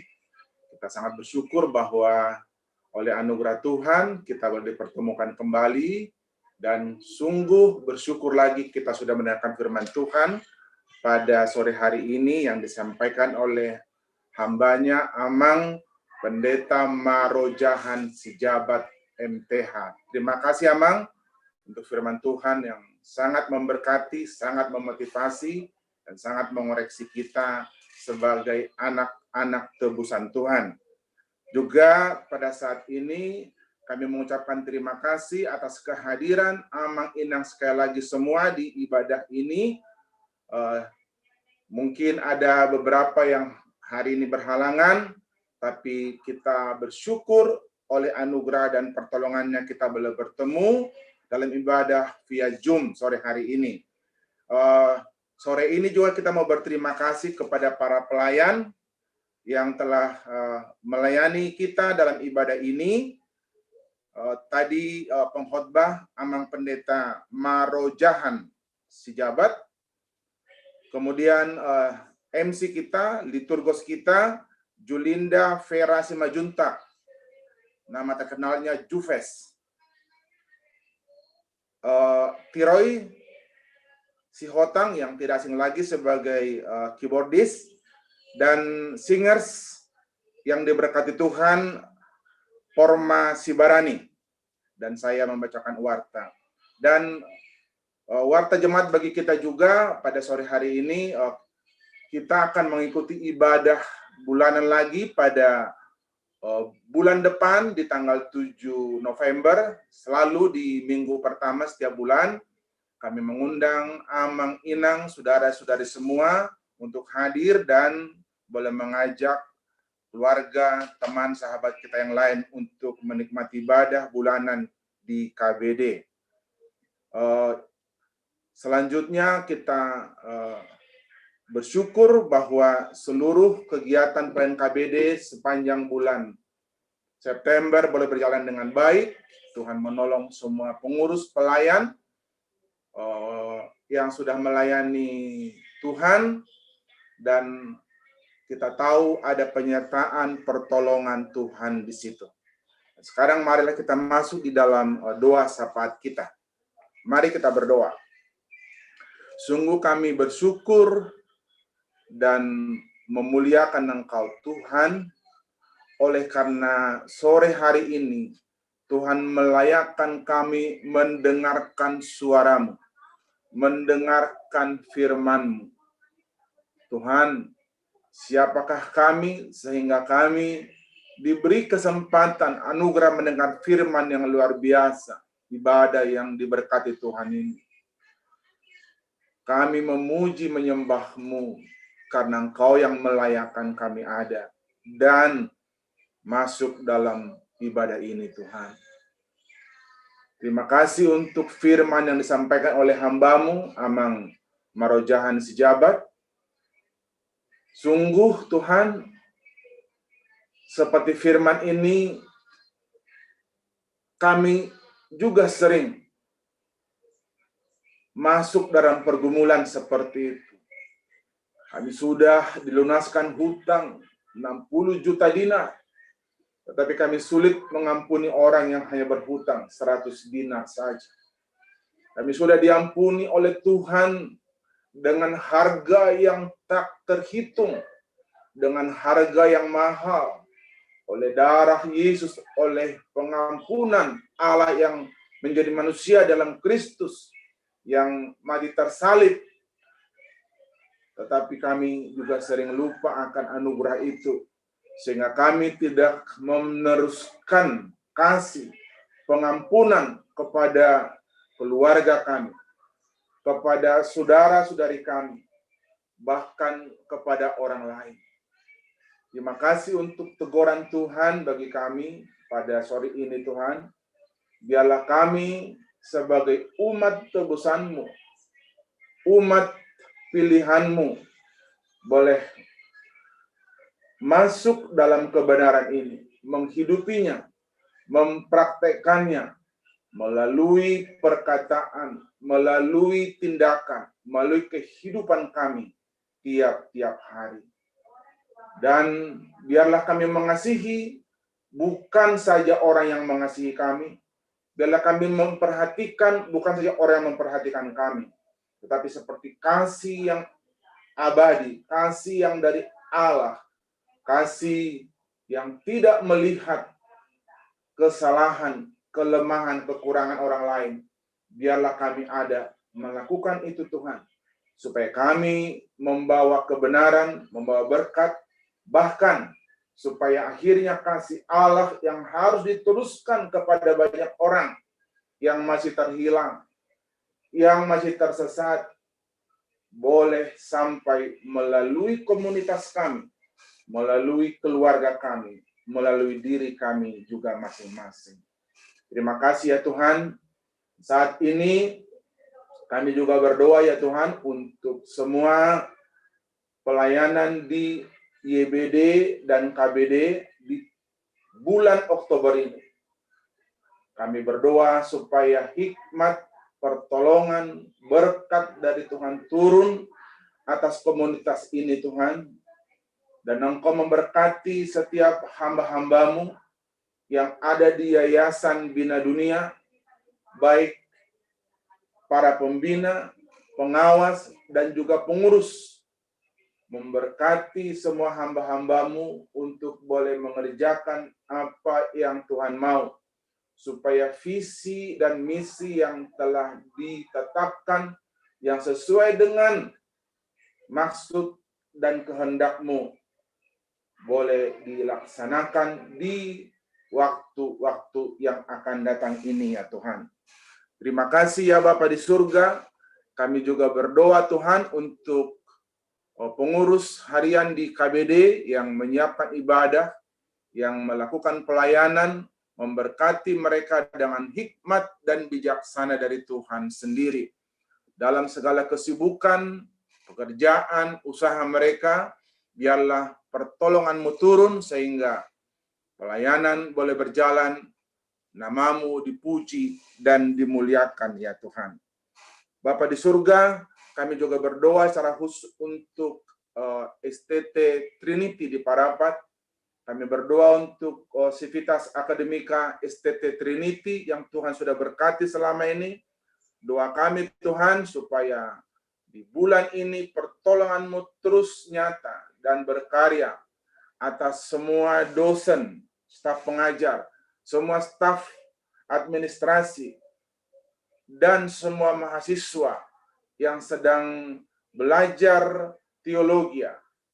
Tuhan memberkati dengan pertolongan-Mu, meskipun situasi, kondisi saat ini belum bisa untuk langsung on-site semuanya. Ada yang masih online, tetapi kami percaya pertolongan-Mu, pembentukan dari-Mu akan terus terjadi bagi hamba-hamba-Mu, adik-adik mahasiswa yang dipersiapkan untuk melayani Engkau, untuk mengabarkan Injil keselamatan daripada Tuhan. Memberkati semua Tuhan, termasuk biaya, dana yang dibutuhkan supaya kegiatan kemahasiswaan, kegiatan perkuliahan boleh berjalan dengan baik. Bapa di surga, terima kasih. Saat ini kami juga berdoa untuk semua jemaat, semua keluarga pribadi yang ikut dalam ibadah KBD setiap bulan ini. Tuhan memberkati kami semua, memberkati hamba-hamba-Mu, anak-anak-Mu semua. Dengan hikmat bijaksana-Mu, boleh terus melewati pandemi ini, dan kiranya boleh dengan pertolongan Tuhan mendapat kesehatan, kekuatan daripada-Mu Tuhan. Dan Tuhan memberkati ekonomi, memberkati pendidikan, memberkati masa depan semua anak-anak-Mu, supaya penuhlah sukacita umat-Mu, jemaat-Mu yang mengasihi Engkau dan yang sungguh-sungguh Kau kasihi. Seharusnya kami berdoa juga Tuhan saat ini untuk Opu Josia Borusiahaan, ibu dari saudari kami Jufes yang saat ini dalam perawatan dan direncanakan pada waktu minggu depan akan dilakukan operasi Tuhan. Kami memohon belas kasihan Tuhan untuk ibu kami. Berkatilah Tuhan rencana operasi, berkatilah Tuhan seluruh tenaga medis yang melakukannya, berkati semua obat-obatan, peralatan, bahkan berkati semua keluarga Tuhan yang mendukung. Kami mengharapkan pertolongan-Mu, kemurahan-Mu, bahkan kesembuhan dari Tuhan turun atas Inang Opu Josia Boru. Terima kasih ya Tuhan, mungkin ada dari kami yang dalam kelemahan tubuh, dalam pemulihan kesehatan, kami percaya Tuhan memberi kekuatan kesembuhan kepada kami semua. Akhirnya Tuhan, kami berdoa untuk bangsa dan negara kami yang kami cintai. Kami bersyukur Tuhan untuk hikmat-Mu, pertolongan-Mu kepada pemimpin bangsa negara kami, mulai dari presiden sampai memimpin di daerah. Kami berdoa Tuhan supaya hikmat pertolongan yang dari Tuhan terus Tuhan tambahkan kepada mereka untuk boleh memimpin bangsa ini, membawa bangsa ini untuk dipulihkan, untuk diberkati mengalami kemajuan-kemajuan.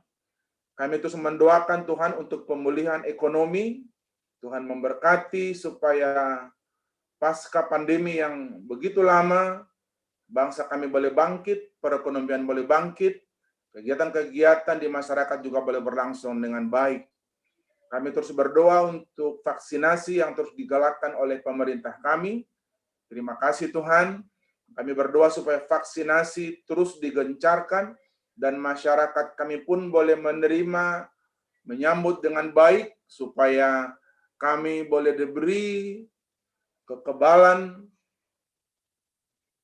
komunitas, herd immunity, sehingga kami mampu melakukan kegiatan-kegiatan kami semua sebagai masyarakat di tengah bangsa. Berkati TNI Polri yang terus bekerja keras dalam menolong bangsa kami, khususnya dalam vaksinasi bersama semua tenaga kesehatan. Tuhan memberkati juga mereka dalam menjaga keamanan ketertiban di tengah bangsa kami. Terima kasih Tuhan. Inilah doa permohonan kami, inilah doa syafaat permintaan kami, dan ada banyak yang menjadi kebutuhan, menjadi permohonan kami. Tetapi kami tahu Tuhan yang kami sembah, Tuhan yang kepadanya kami berdoa, akan memberi yang terbaik, menjawab doa kami sesuai dengan kehendak-Mu. Terima kasih Tuhan, di dalam dan demi Yesus Kristus kami berdoa dan mengucap syukur. Amin. Amin. Terima kasih. Kita akan meresponi firman Tuhan pada saat ini. Tapi sebelumnya, buat kita semua setelah ibadah ada ruang tanya jawab. Untuk juga boleh dapat di chat room ataupun juga langsung juga boleh untuk 2-3 penanya. Ntar akan dijawab, Pendeta Marajohan akan memberikan suatu jawaban kepada kita semua. Kita akan menutup ibadah kita. Ikut dikau saja Tuhan, jalan damai bagiku. Aku selamat dan sentosa hanya oleh darah-Mu. Mari kita menyanyikan pujian ini di tempat masing-masing dan kita boleh memuji Tuhan dengan hati yang penuh dengan sukacita.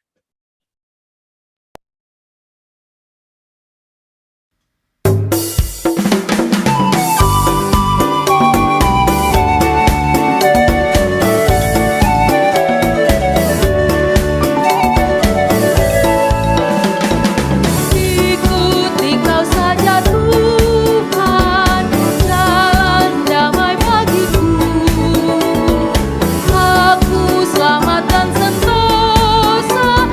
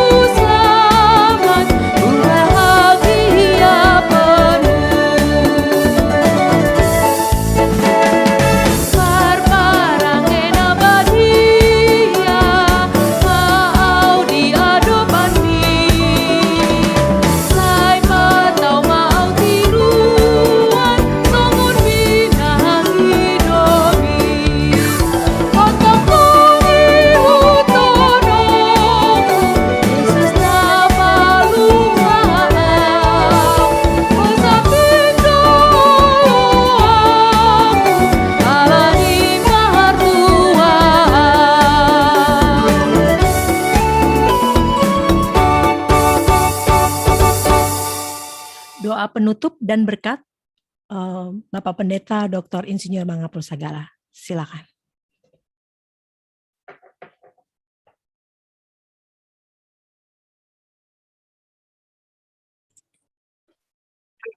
Suara saya jelas? Ya.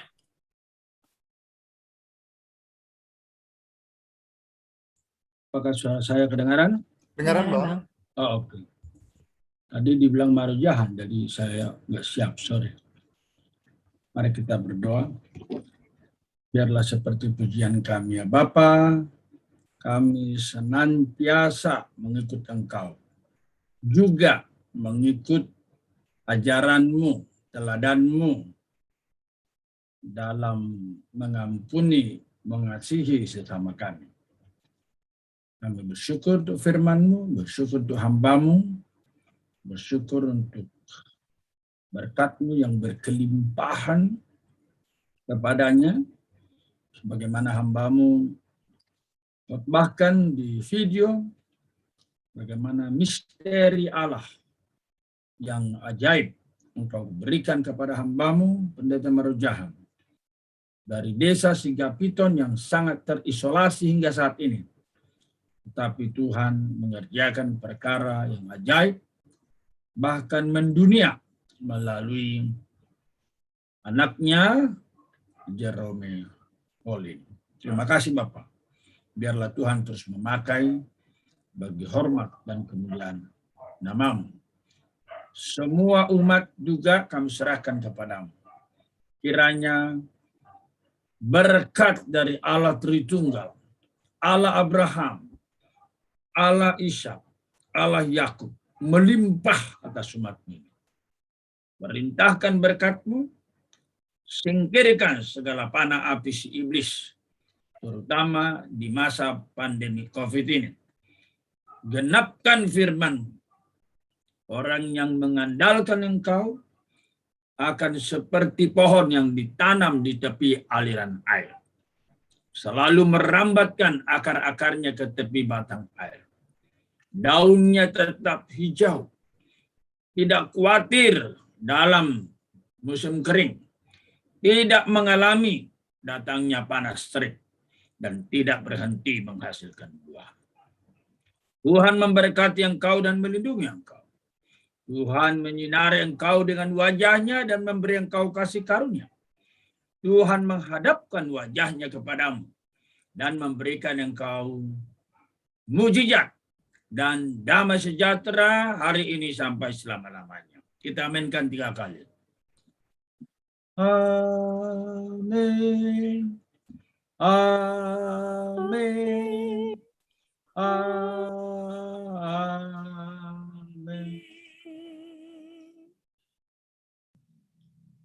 Ibadah kita selesai.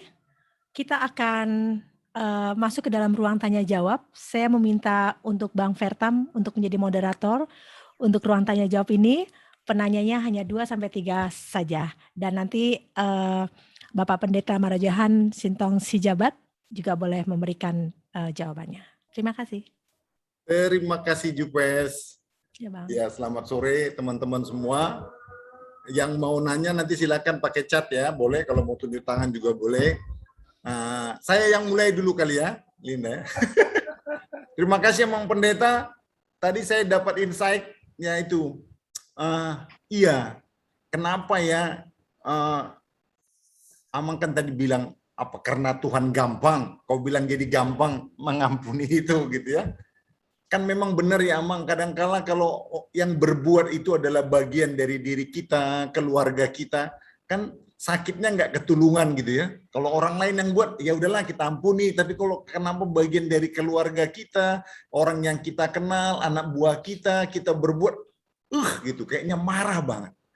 Nah mungkin seperti itulah kali ya Amang ya, kan Tuhan, kita manusia ciptaan, gimana sih caranya kok kau tuh sombong banget gitu ya. Apakah seperti itu maksudnya ya Mang? Jadi kita kan kadang-kadang menganggap, oh gitu ya, ternyata nggak gampang sebenarnya. Tuhan harus merelakan hatinya luar biasa untuk sebenarnya mengampuni kita. So, kenapa kita ndak bisa gitu ya? Gimana itu Amang? Apakah memang benar gitu ya? Itu saya mengalamin gitu. Kalau anak saya yang berbuat kayaknya, aduh sakitnya itu di sini gitu ya gitu ya. Nah, apakah seperti itu gitu? Monggo Amang. Terima kasih, Amang. Jadi abang paparkan sudah menjawab pertanyaan. Jadi saya pikir nggak perlu panjang. Yang pasti kalau kita mengingat kembali, kalau anak kita yang sakitnya nggak ketulungan. Sekarang pikirkanlah, pencipta dihina oleh ciptaan. Lebih nggak ketulungan lagi sebenarnya kan? Begitu kira-kira. Jadi persoalan sekarang adalah seperti yang mengatakan tadi kan, ipalabas, gitu kan? Ipalabas. Itulah bahasa Bataknya kali ya. Terima kasih, sampai di situ. Tapi saya mau nanya dulu nih. Tadi ada lagu Tuhan ku bila hati kamu. Penerjemahnya siapa ya? Itu udah di buku Amang. Maksudnya ke bahasa Bataknya atau ke bahasa... Ya. Di buku Kidung yang Jemaat. baru itu. Kidung Buku Jemaat. apa? Di Kidung Jemaat 457. Aku hanya melihat bahwa mungkin penerjemahnya orang Batak diaspora kayaknya. Iya, karena saya masih ngerti sedikit bahasa Batak. Jadi ketika saya melihat dari terjemahannya, saya rasa seperti Batak diaspora gitu. Aturan STT, itu proyeknya STT lah itu ya. Penerjemahannya lebih jitu, lebih keren, lebih akurat gitu. 467 ya. Di dalam ya. Baik teman-teman, kalau ada yang mau bertanya, silakan. Atau mau sharing juga mungkin bagus. Mau Sharing. juga. Atau Amang tadi ada yang mau disampaikan tadi gimana? Kalau saya sih yang paling sulit itu sebenarnya gimana belajarnya melambaskan itu, melambaskan roha itu gitu. Ini kalau sudah ada pertanyaan baru aku jawab. Terima kasih tanya ya. Jadi Amang Inang, ini Bang Apur sebenarnya mengundang saya juga karena pengalaman pahit ini sebenarnya. Jadi khotbah tadi tidak muncul dari hanya bergumul dengan kitab suci, tidak. Itu bergumul dari pelayanan. Peristiwanya gini. Peristiwanya. Tapi jangan nanya ya siapa orangnya, nggak usah ya. Atau gereja mana, nggak perlu. Jadi aku kan pelayanan di Jakarta nih. Terus studi lanjut. Studi lanjut saya nggak mau lagi ke Jakarta. Kenapa? Jakarta berantakan dan menghabiskan nyawaku menurut saya. Ketika Ahok mau kepilih, andaikan Ahok terpilih, sebenarnya akan kembali ke Jakarta, tapi nggak kepilih. Jadi akhirnya saya bertahan di kota lain lah. Akhirnya saya ke Surabaya. Di Surabaya, lihat Amang Inang, saya diundang oleh satu gereja, ya, diundang oleh senior di sana. Sebulan pertama saya dipuji-puji, bagus gitu kan, nyanyinya bagus, khotbahnya bagus, semuanya bagus. Bulan ketiga saya sudah diusir keluar. Diusir keluar. Amang Inang, saya bukan orang Surabaya. Saya nggak punya rumah di Surabaya. Dan saya nggak punya kekuatan, tapi Tuhan memimpin sedemikian. Hari itu kan baru selesai S2 tuh. Selesai master itu kan kayak apa? Cara ngelihatnya kan lebih clear gitu mengenai teologi. Lebih clear mengenai banyak hal di gereja gitu kan. Apa yang terjadi kemudian?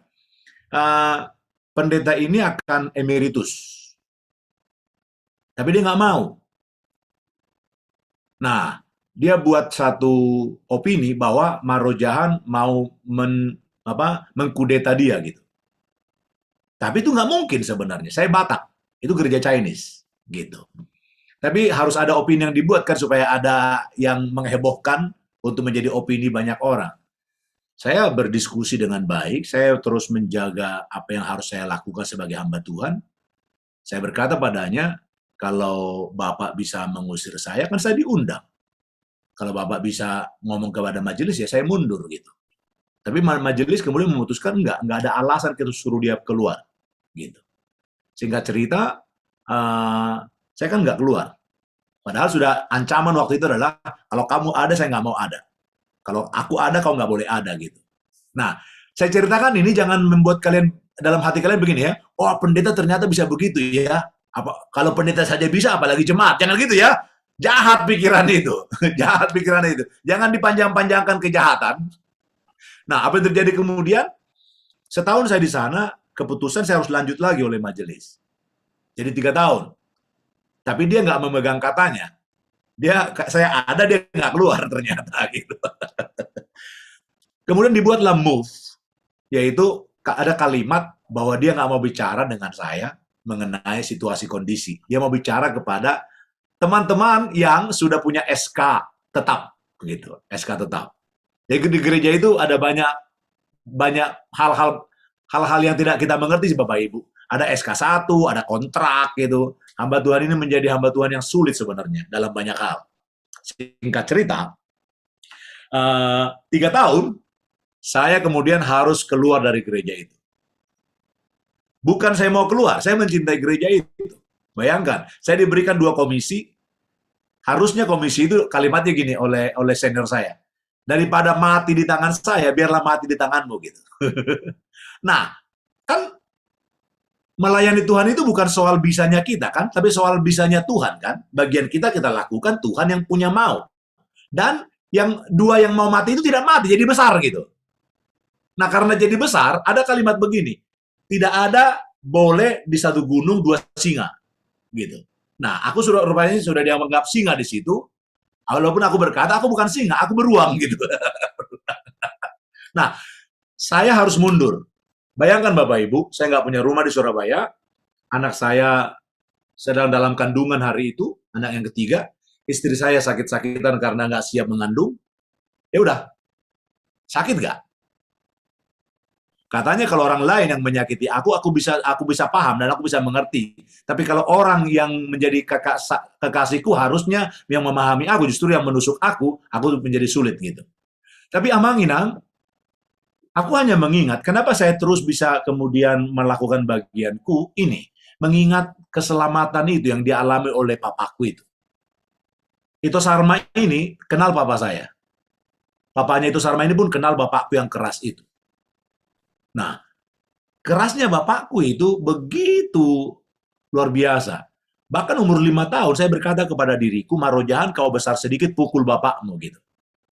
Karena aku benci banget dengan papa. Ya udah, saya mengingat bagaimana Tuhan mengubah mama, mengampuni papa, dan bagaimana mama yang mengampuni papa ini kemudian memulihkan papa, dan mereka kusaksikan bersama-sama pergi ke gereja. Nah ini, kemudian malulah aku, kalau aku mengingat itu, aku mulai menyimpan dendam, aku malu dengan mengingat mamaku. Kalau mamaku yang jemaat, yang hanya mengerti teologi sedikit, bisa bertindak sampai seperti itu, kenapa pendeta ini nggak bisa berlaku lebih baik sedikit, atau mirip-mirip dikit lah gitu. Nah itulah, kemudian saya mundur dari gereja itu, sakit nggak? Sakit. Nggak ada pemasukan tiap bulan, nggak ada rumah di Surabaya, anak sakit masih kecil.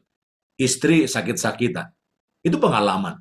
Ngomongnya sih sekarang kan gampang nih. Tapi pengalaman itu pengalaman yang sulit, Bapak Ibu. Saya mau ngomong gundah hatiku nggak bisa kepada istri. Dia sedang sakit.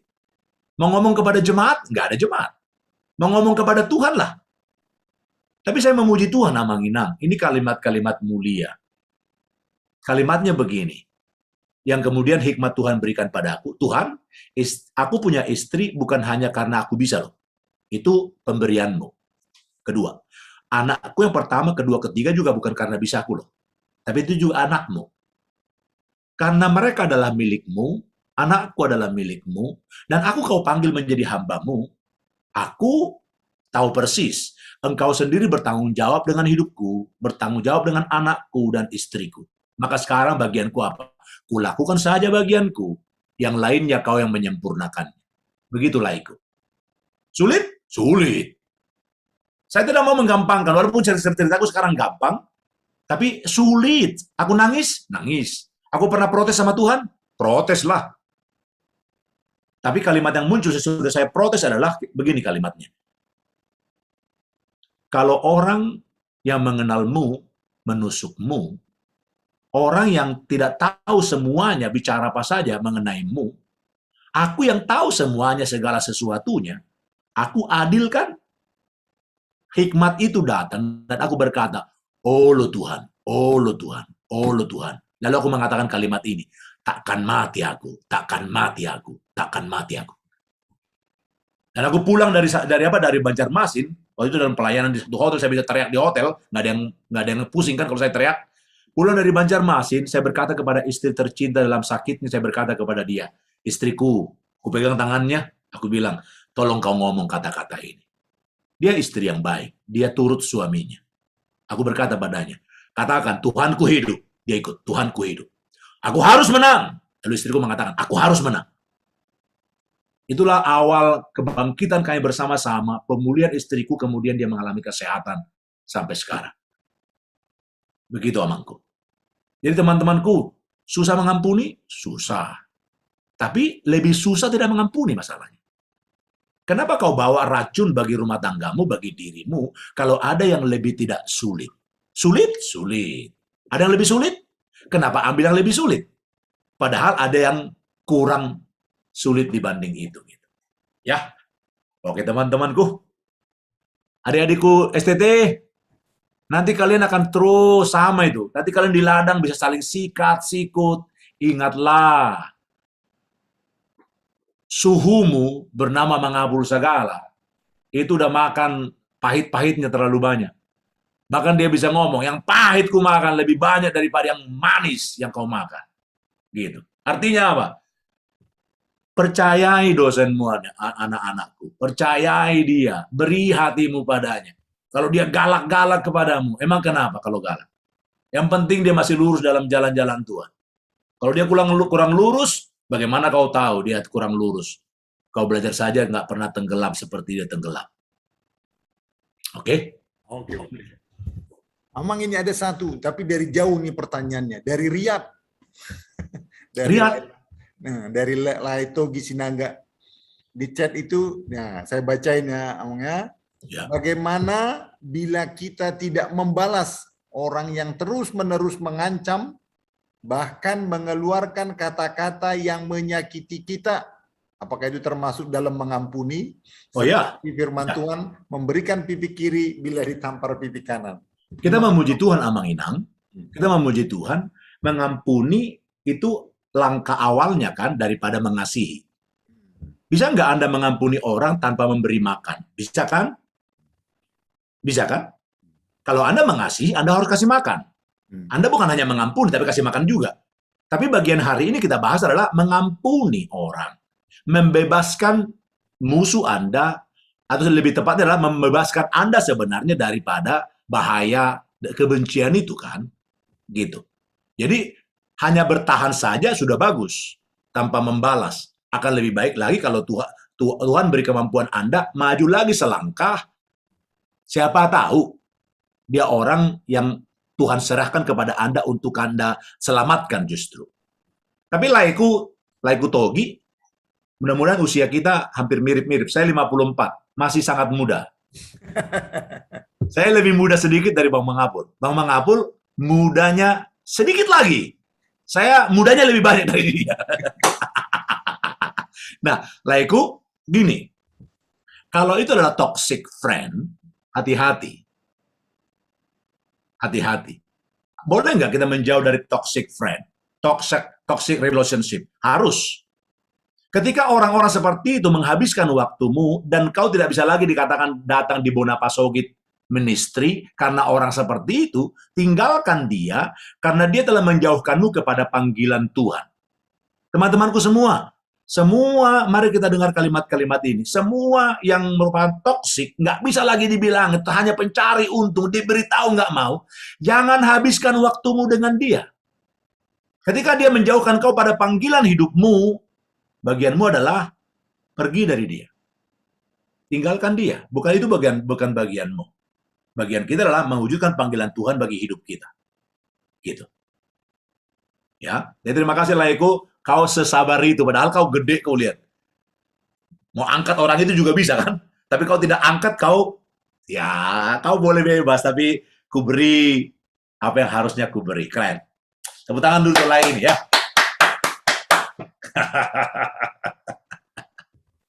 Ini ada Amang satu lagi nih. Mudah-mudahan masih bisa. Ini dari Abednego Sianturi. Ini kayaknya dia mau belajar dari Amang Marujahan ini kayaknya. Amang izin mengirimkan pertanyaan. Bagaimana perjuangan menjalani hidup pernikahan dengan istri, apalagi seperti Amang yang bukan orang Batak. Bagaimana Tuhan bekerja dalam keluarga besar? Mungkin dia merasa ada singgungan budaya atau apa? Gitu. Apakah mengasihi, mengampuni itu bisa diterapin di situ gitu kali Amang?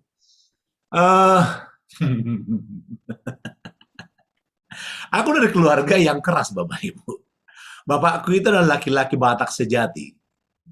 Anda tahu bedanya laki-laki Batak sama laki-laki Jawa? Laki-laki Batak itu adalah seperti tanda kutip penguasa, kan? Begitu nggak, Lai Ferry? Inang, bagaimana engkau diperlakukan oleh laiku ini? Ya kan? Semi kutip, tanda kutip itu kita sebagai penguasa. Contoh aja nih. Dalam budaya kita dulu kan anak pertama perempuan nggak apa-apa. Anak kedua perempuan sudah mulai boleh dipertanyakan. Anak ketiga perempuan boleh bercerai loh. Itu budaya kita. Nah sekarang aku hadir dalam keluargaku. Ini latar belakang keluarga saya nih, Amang Inang. Istriku anak pertama dari 3 bersaudara perempuan semua. Ito Sita Manuru juga mengenalnya. Kami dulu satu angkatan di SMA. Bayangkan, sekarang aku dari keluarga 9 bersaudara, 4 laki-laki, 5 perempuan. Beda banget. Istriku suaranya kecil, suaraku besar. Dia kalau salah, tidak akan pernah minta maaf. Yang minta maaf suaminya. Di mana laki-laki Batak berani minta maaf, belajar minta maaf? Aku nggak pernah belajar dari bapakku bagaimana minta maaf kepada istri. Tapi Amang Inang, mari. Kalau Tuhan memuridkan aku, bukankah setiap kita dipanggil menjadi murid? Iya kan? Itu saja sebenarnya. Kita lakukan saja bagian kita. Dan terus fokus pada maunya Tuhan bagi pernikahan kita. Bukan berpisah kan? Tapi bersatu kan? Kalau terus fokusnya adalah bersatu, maka kau akan cari tahu apa yang paling Tuhan berkenan bagi rumah tangga kita. Apa yang paling bagus untuk kita lakukan bagi pasangan kita kan? Memberi ruang bagi kelemahan yang terjadi, memberi pujian kepada kelebihan yang kita lihat kan gitu. Saya ulangi kalimat ini, memberi pujian kepada kelebihan yang kita lihat, memberi ruang bagi kelemahan yang mungkin terjadi. Masih pernah marah? Pernah lah. Aku ini manusia saja kan, belum pernah juga jadi malaikat. Artinya, mari berjuang Amang Inang. Dan aku bukan contoh yang baik lah, Bang Mangapul itu lebih bagus dari saya. Saya baru menikah 26 tahun. Belum.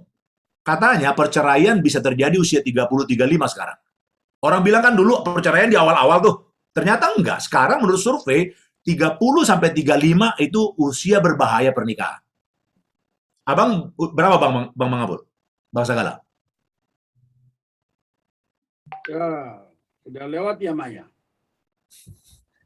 Kita mulai 86 kan? Anda lihat betapa sabarnya Kak Junika itu berhadapan dengan abang ini. Udah lewat ya Mama. Gitu kan? Udah lewat ya Mama. Lupa. Jadi semuanya dia harus tanya kepada sebelah, udah lewat ya. Oh iya, kalau itu betul itu. Tanya orang sebelah, Karena kakakmu lebih kuat memorinya. Kalau 6 sekarang 36. Oh puji Tuhan, 35. Iya. Oh 35 puji Tuhan. Puji Tuhan. Jadi Bang Mangapul sudah lewat lah itu dari survei itu ya. Sudah lewat. makin si kakakmu makin sayang sama saya. Tapi harus sebaliknya juga dong. Oh, kalau saya dari dulu sayang sama dia.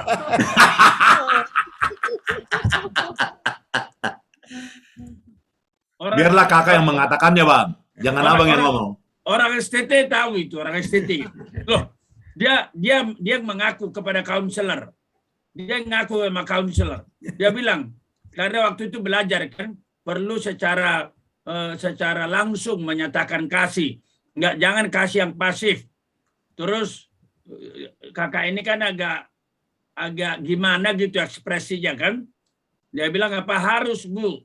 Padahal kan di dalam hati kita kan memang kita mengasihi. Kita melalui perbuatan udah mengasihi. Apa harus diucapkan gitu? Nah, rupanya kaunselornya bilang harus itu. Bukan hanya perlakuan, tapi dikatakan juga. Kalau Bapak rupanya gimana? Kalau Bapak kebanyakan katanya.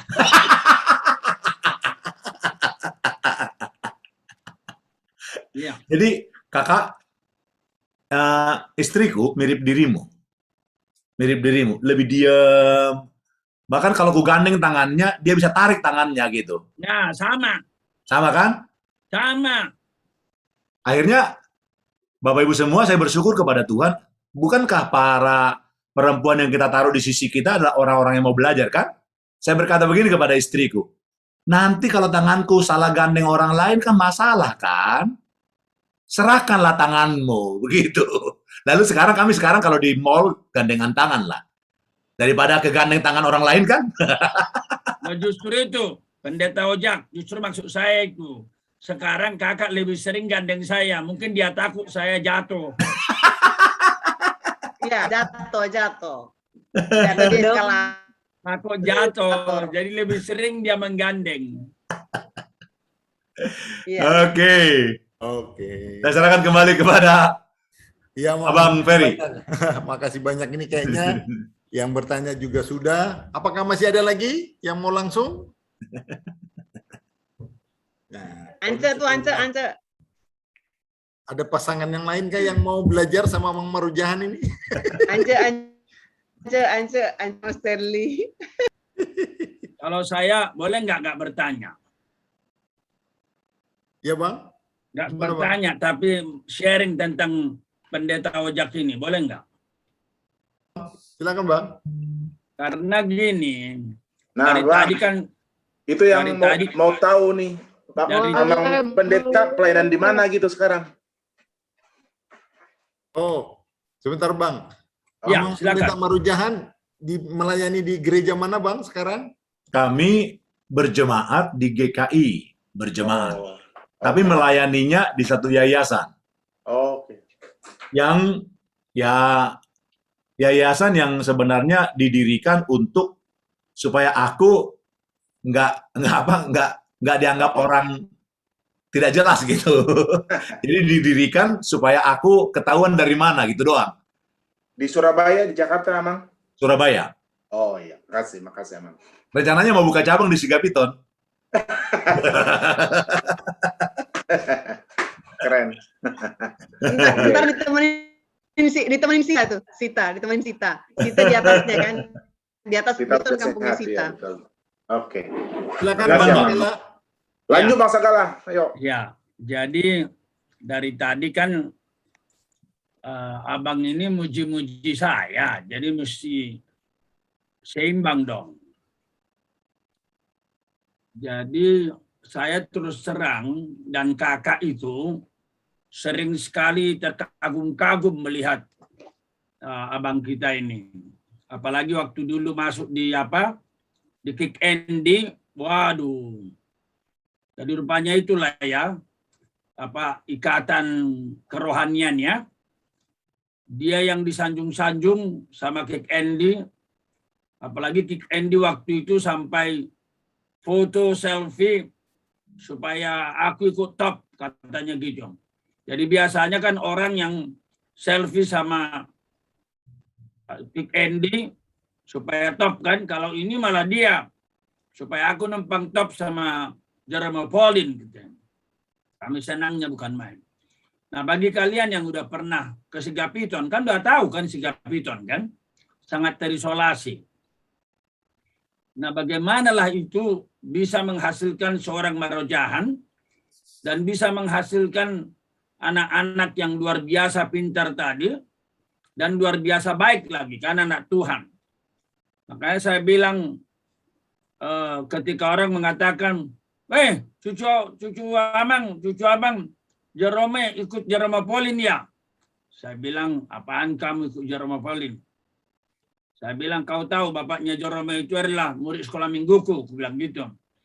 Jadi bisa aja kami sama-sama pengagum Jerome supaya anak dia ahli kitab cinta Tuhan, ya saya cucuku ahli kitab. Mudah-mudahan nanti bisa jadi wakil rektor. Jadi ketua 1 si Joasi, ketua 2 si Hot Asi, ketua 3 wakil rektornya bagian akademis kemahasiswaan siapa? Si Jerome kan gitu kan. Ya itulah angan-angan di persedor kalau orang Batak bilang ya, kerinduannya.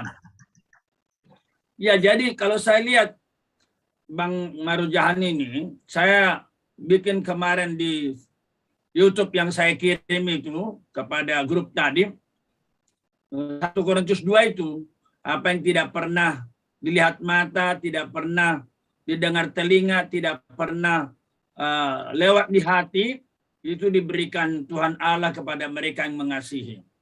Nah memang Bang Ojak ini sama ya generasi mereka lah sangat cinta sama Tuhan. Jadi kayaknya memang generasi mereka ini apakah karena ketepatan mereka adalah orang-orang tulus sehingga orang-orang yang luar biasa sekarang selevel mereka, ataukah karena firman Tuhan yang diberitakan itu tulus sehingga menghasilkan mereka orang-orang hebat. Nah, hanya Tuhanlah yang tahu itu. Tetapi memang luar biasa mereka ini. Misalnya kalau kalian tahu Juwita Samosir yang memberikan rumah misi bagi kita yang di Onanrunggu, nah, rumah adat Batak itu satu levelnya itu sama si Partogi Samosir. Ya, jadi banyak sekali lah, luar biasa. Tuhan memberkati mereka ini. Jadi akhirnya biarlah kita belajar juga seperti yang dikatakan tadi, belajar percaya, belajar berserah, Tuhan melakukan. Dan kalau dikatakan tadi nggak di mana-mana gerejanya, karena memang dia freelance, melayani freelance, ya. Jadi mungkin sesuai dengan panggilan Tuhan dan dia tidak takut berserah, kan begitu ya. Padahal kita udah lihat tadi khotbahnya kan sangat bagus kan. Waktu saya dulu pergi melayani retreat di Kalimantan Bontang. Di Bontang. Di Bontang itu mereka bilang, pendeta Marujahan baru selesai di sini pelayanan katanya. Bapak kenal Marujahan? Saya bilang ya kenal juga. Kenapa? Dia ceritalah selangit itu tentang hal-hal yang sangat bagus. Ya, baru saya bilang kan, oh dia dulu murid sekolah minggu saya. Tapi nggak dari awal aku kasih tahu. Tanya dulu dong. Kalau dikatakan yang bagus baru buka kartu kan. Kalau nggak bagus kan, oh ya kenal gitu aja kan. Jadi luar biasa. Tapi ya memang Bang Ojak bikin yayasan sendiri yang banyak melayani remaja ya Bang Ojak ya. Iya. Jadi memang udah pernah kepikiran itu Bang Ojak, kalau nanti udah normal ini, kita mau bikin KKR ke Simalungun, nanti kita bikin di lapangan yang di Parapat itu, nanti kita berencana mengundang Bang Marujahan ini. Saya kira STT Trinity akan sangat senang kalau yang khotbah Bang Marujahan. Gimana kalian di Kapel? Oke atau tidak? Oke, Pak. Iya, begitu.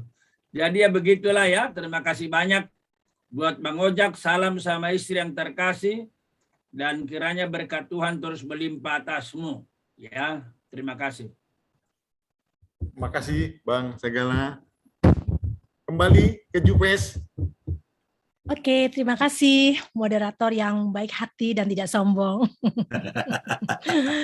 Ya, kita akan menyudahi hanya karena waktu saja ya yang memisahkan kita. Sebenarnya kita mau berlama-lama sampai jam 12 malam juga sambil bakar sate ataupun apa gitu kan ya. Ya, terpujilah nama Tuhan, kita sudah menyudahi ibadah pada saat ini. Banyak juga yang sudah live. Tapi saya mau minta untuk Kak Bang Ferry untuk foto Kak Masron untuk foto tadi lupa sesi foto. Yuk kita buka kameranya. Tolong Kak Masron. 1, 2, 3. Ada lagi satu lagi. Oh, ada satu lagi ya. Kita ada 2 layar. Satu lagi. 1, Oke. 2, 3. 3. Oke. Oke. Thank Oke. you. Kalau ada anak-anak muda di dalam grup ini, nanti saya kirim melalui Bang Mangapul, kita buat seminar untuk Oktober.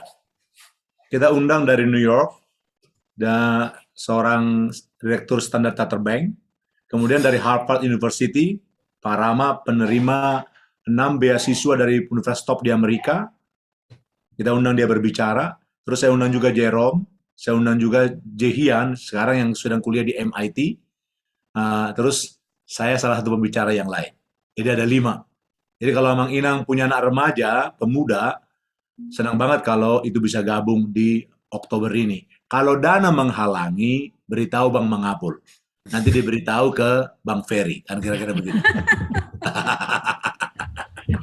Oke ya, makasih banyak ya. Oke. Saya kirim melalui Bang Mangapul ya. Siap, Ya, siap. makasih banyak. Jangan kapok-kapok ya Bang, Malajahan untuk khotbah di tempat kami. Sangat-sangat menyenangkan. Sangat Ya. menyenangkan. Terima kasih. Kasih, Amang. Kita akan tutup ruang tanya jawab ini. Kalau misalnya mau menyapa-nyapa lagi boleh. Saya mau minta Vera Sinaga untuk menutup kita di dalam doa.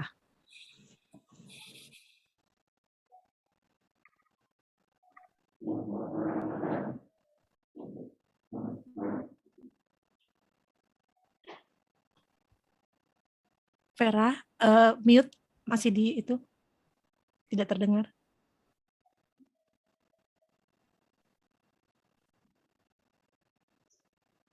Gak kedengaran, Fer.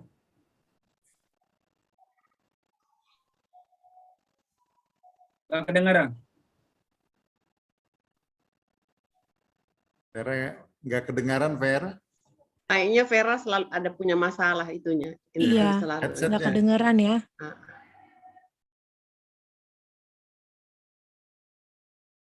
Oke. Oke. Tutup di dalam doa mungkin dengan Ance kali ya. Ya, nggak apa-apa.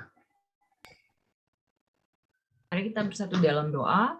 Terpujilah Bapa yang memberikan kami kesempatan untuk berhenti, beristirahat, mendengarkan firman Tuhan pada sore menjelang malam ini. Tuhan, ini firman yang sudah sering sekali kami dengar, tapi kami masih tertatih-tatih untuk mengaplikasikannya ya Tuhan. Sama seperti terima kasih untuk Pendeta Marojahan yang sudah dengan jelas sekali memberitakan kebenaran firman Tuhan. Bahwa kami ya Tuhan adalah ciptaan yang jauh sekali nilainya dari pencipta kami. Jika pencipta kami dengan belas kasih yang begitu luar biasa dapat mengampuni kami ya Tuhan, dengan kemurahan hatinya, mampukan kami yang adalah ciptaan ini untuk juga boleh mengampuni sesama ciptaan Tuhan yang Tuhan taruhkan di sekitar kami. Baik itu keluarga kami ya Tuhan, baik itu rekan-rekan sekerja kami, rekan-rekan sepelayanan kami, ataupun orang-orang juga di sekitar kami yang mungkin sedikit-sedikit bersentuhan, tapi memberikan banyak sekali ya Tuhan gesekan-gesekan dalam hati kami. Kami membuka diri kami di hadapan Tuhan, biarlah Tuhan yang mengkoreksi kami setelah kami mendengarkan firman ini, untuk kami boleh mengerti bagaimana kami harus mengaplikasikannya ya Tuhan, sehingga kami menjadi orang yang sungguh-sungguh merdeka Tuhan, yang benar-benar bersuka cita, karena kami sudah diampuni dengan limpahnya dari Tuhan, dan kami juga boleh membagikan kelimpahan kasih Tuhan, pengampunan itu, kepada diri kami sendiri ya Tuhan, kepada keluarga kami, kepada sekitar kami. Terima kasih ya Tuhan, kami berdoa biarlah firman Tuhan ini boleh kami bawa bukan hanya seminggu ke depan, tapi juga dalam hari-hari kami berikutnya. Berkati juga kami dalam pekerjaan, dalam istirahat kami juga malam ini ya Tuhan, untuk kami besok dan seminggu ke depan boleh memulai pekerjaan yang baru yang Tuhan taruhkan kepada kami. Mampukan kami menjadi duta-duta Kristus dimanapun kami berada. Segala hal yang kurang berkenan ya Tuhan, dalam pelayanan kami, dalam diskusi kami mohon ampun. Biarlah hal-hal yang baik yang Tuhan taruhkan dalam hati kami, hal-hal yang kurang berkenan Tuhan ampuni. Terima kasih ya Bapak, dalam nama Kristus Yesus kami sudah berdoa mengucap syukur. Amin. Amin. Amin. Melihat itu.